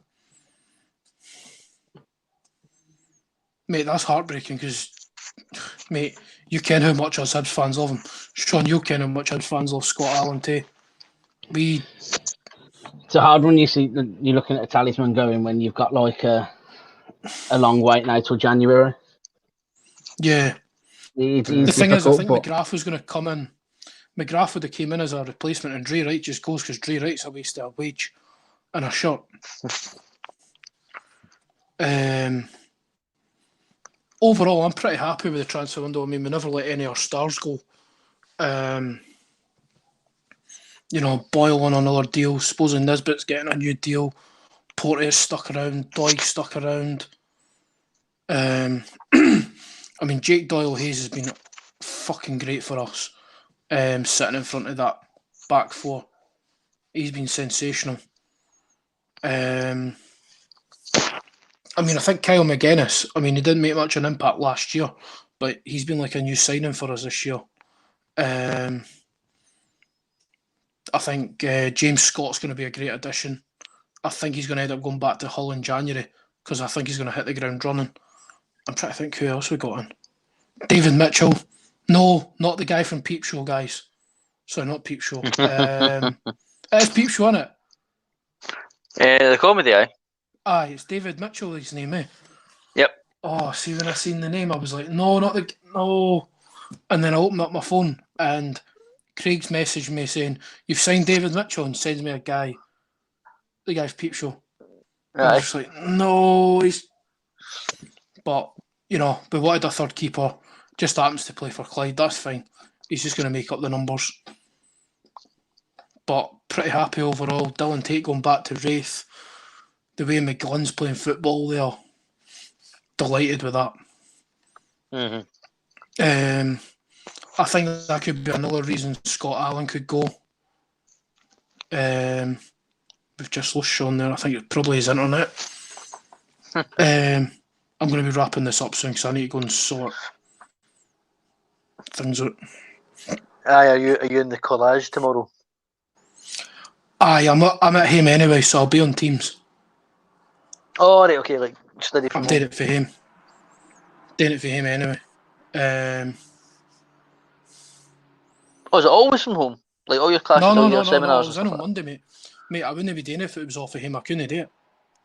No. Mate, I couldn't do it. I've seen the struggles people have had trying to do things for him. Seen yourself. Yeah.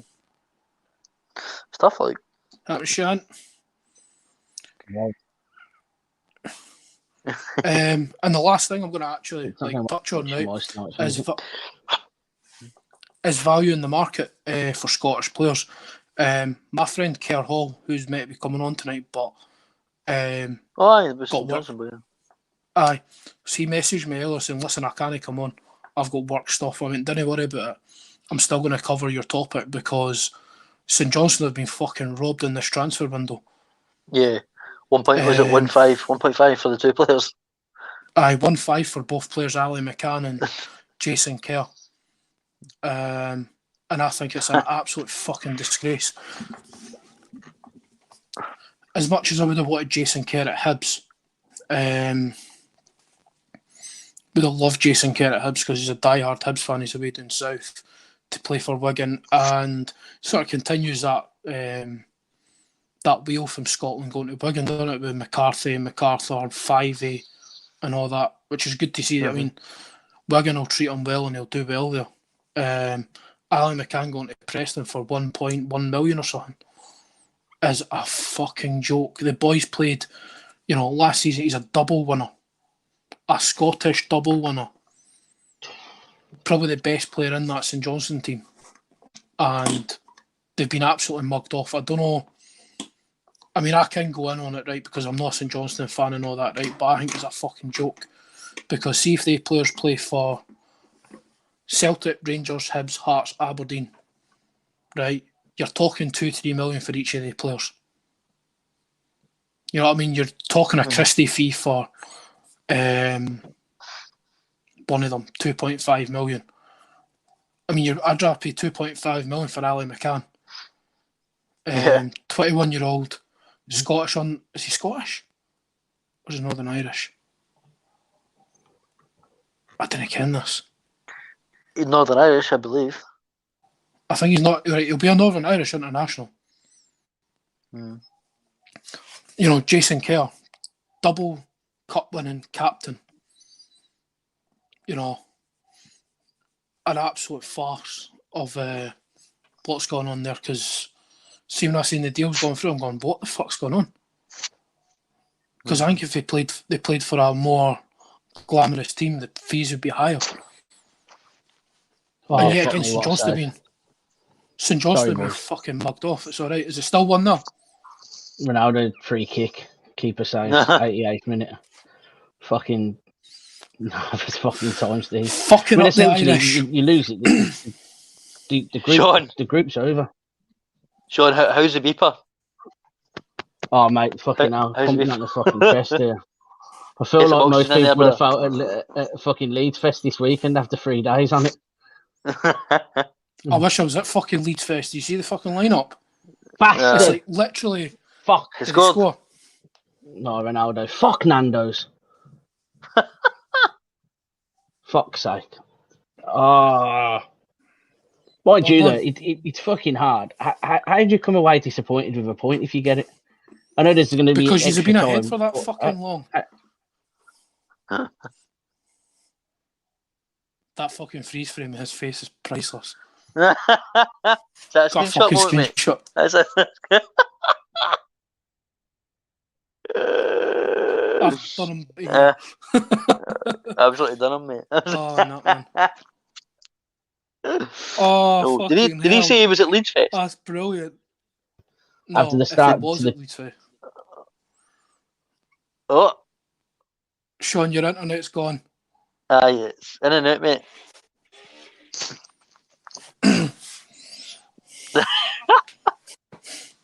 Fucking hell. Oh. Right. But aye, fucking Scottish clubs getting fucking mugged off in the transfer market, man. Seriously. It's a killer. Aye. Yes. It's fucking I just think it shows how disgusting the markets became worldwide.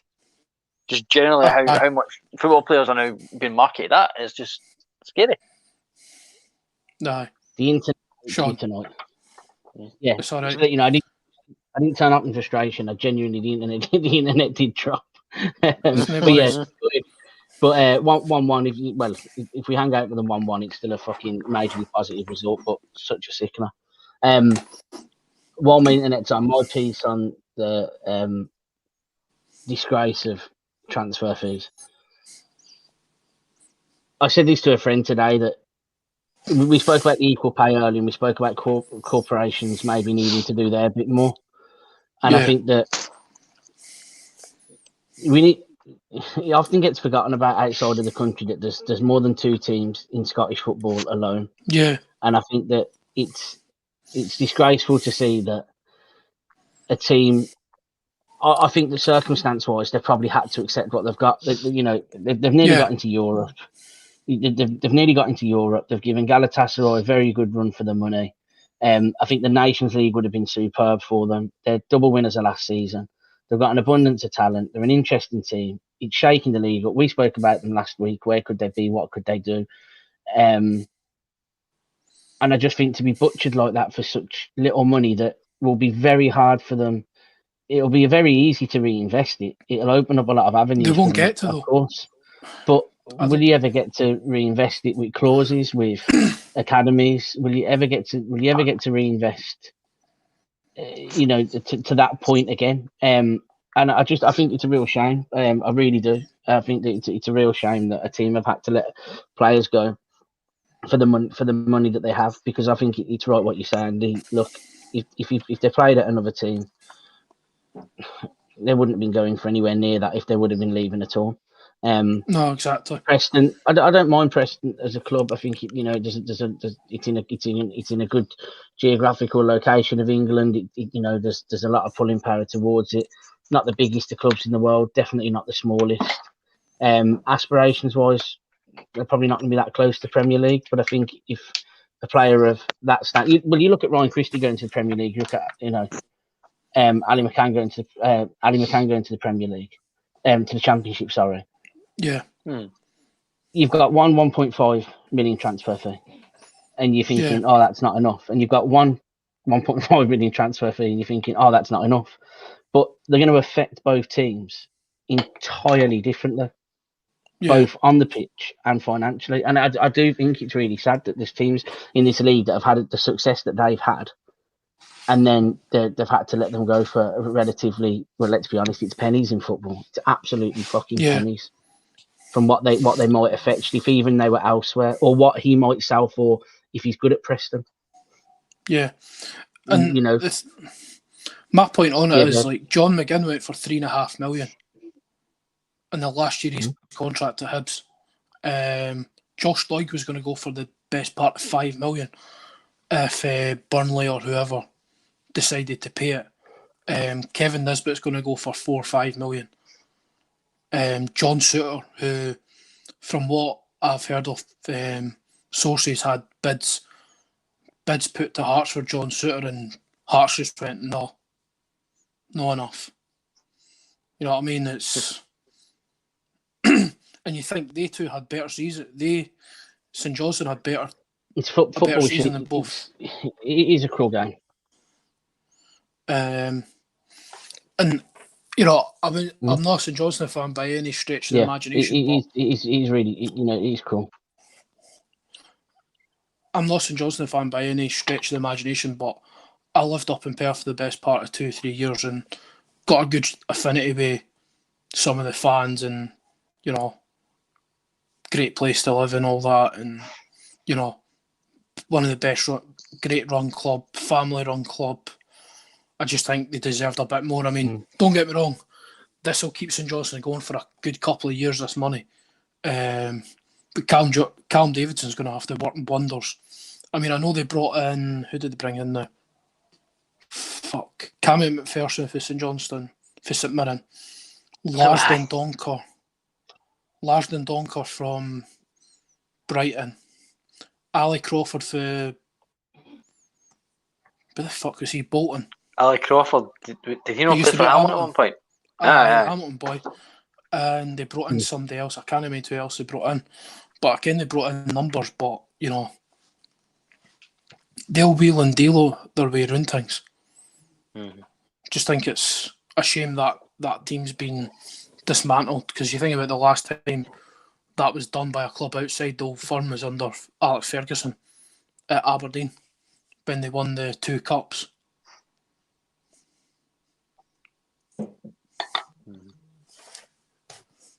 Usually just to be able to finish, Sean, won't you? No. Don't tell me. No. Just gone 2-1 down. No. Sick now. Sickener. Ronaldo header in the 5th minute and 20 seconds of 5 added on. And he's done. He's done what Ronaldo does. He's towered above everybody in that penalty area, and it's a fucking superb header. It's a superb header. It's cruel beyond belief because it really does fuck the whole group now based on the previous results as well. It's not. They've thrown the kitchen sink at it, in fairness, but they've been answered with a fucking closed kitchen door, and I think that they've. Are they good value for it stats wise? Absolutely. On the night, no chance. As I said a few minutes ago, you're going to take a 1-1 there all day long. That, again, I even said we might not get yet. But I can't imagine what they're going to feel in that dressing room in the next 5-10 minutes time, because that is just absolutely fucking mad. He's taken his top off and he's just got a yellow card and he misses the next game now. But look, it's just fallen right as the ball comes back in, potentially offside. I doubt it's going to be checked, but he's moved back 2 yards and he's out jumped 2 defenders, and that's his fucking quality. The header is superb. It's Ronaldo for you, really is. That's what he does in the air. The height he can jump to, the power that he can get. That's the danger. He scored 2 headers, and that's it. That's full time. Stats wise, though, you'd look at it and you'd probably say, I don't know how they haven't won it anyway, based on how many shots at goal and what everything else they've had. But it's one hell of a cruel way to have dropped 3 points, especially, let alone even just dropping them 2 from having the 1. But it's damning in other ways, because effectively now that is the group over, really. But as you say, because that's him on 12 points, isn't it? Yeah, and it becomes, we said it earlier, football bloody hell. It happens. It's everything that it is. See, the thing is, I got asked on Monday, why is your football show called Football Bloody Hell? I went, go and fucking ask Sir Alex Ferguson why he said it. It's named after his fucking saying after United scoring 2 goals in the last minute in the European Cup final in '99. And fucking Ireland have literally just been 2-1. It's been the sucker punch. It's that jab that sets you up for it's that jab that sets a heavyweight boxer up for the haymaker. You know what I mean? It's typical fucking Ronaldo. Him and his fucking leap. The absolute freaky nature that he is as well. Here, I remember a day when it's what he can do in the air. It's fucking, it's craziness. Here, I remember when he couldn't even fucking head a ball because he was too scared to get his fucking hair messed up. And then he scored a goal against Roma in the Champions League. Scholes pits the ball back, and you just see Ronaldo run for about 40 miles away. Boom. And you're just going, fuck's sake, man. Be finished 2-0, Paul. Yep. What's the fucking Israel score? I've not even checked. I don't know. Oh my god! Is that Scotland's game of friendly tonight? No, it was the group stage, mate. Group stage. Fucking well. Denmark. And Israel and Scotland are. Israel won 4-0. Oh, for fuck's sake! What's Right, the table looking like, Sean? If you've got it there, we're down to 4th. Probably, yeah. Denmark on 12, Israel on 7, Austria currently 1-0 up, so they're on 7, Scotland on 5, Faroe Islands and Moldova both on 1 behind us. Yeah. And our next game, if I'm right in saying, is at home to Moldova on Saturday, which I'm going to. And if I'm right in saying, is the 8th of October. No, we've got a game on fucking Wednesday, mate. What, a week tonight? Aye. Is that the Faroes? Aye. Austria away. Austria away, right. No, I'm thinking the next home game I'm going to. Right. Israel at home. 9th for the 10th. 9th. I knew it was somewhere around that. Ronaldo's managed to keep both balls that he scored with her. Unbelievable. Well, boys, football. I think What a Bloody cruel hell. game fucking it is. football, bloody hell, man. What I think a that's fucking cruel perfect way game to that it fucking is. end the show, man. I think it's the actual perfect way to fucking end the It's been a show. fucking. It's very much been up and down. The show tonight. You should do like a part 2 called podcast. Bloody hell! I'm questioning. I'm It's not going right. questioning my own fucking sanity after Do you that wanna know one something? tonight, boys. I'm gonna fucking take this to fucking Spotify in a different way. There's an app I can use for it all. Even if we didn't see each other, we can still fucking chat and we won't get cut out. It's just a fucking Aye. simple wee app. It goes on the vocals and I can stick it on an app and just put it out. Might just even Superb. convene it 1 week, day 1 week, 1 week the other. Whatever suits. But Aye. Sean, PC, Aye. thanks very much tonight, boys. Hero. And if you watch this back, skip the first 45 minutes. The first 45 minutes was a shit show. Where we didn't even talk about anything. Or you can watch the first 45 and then press stop because that was fucking hilarious. Yeah, right? and the rest of it's fucking. The rest of it's a load of 100%. shit If you're anyway. not into football, this is the podcast for you for the first 45 minutes because there's no football talked about There's at no all. football right? talk at all, is there? It's just shenanigans and internet connections and fucking me Everything trying to set That's things up and no setting things up and anywho, But thanks very much again, Rogers, mate. cheers, boys. Right, boys. Right, I'll fucking end this. Mm. Before I go, like, Okay. subscribe, and hit the notification bells if you like fucking shenanigans on a podcast. Certainly.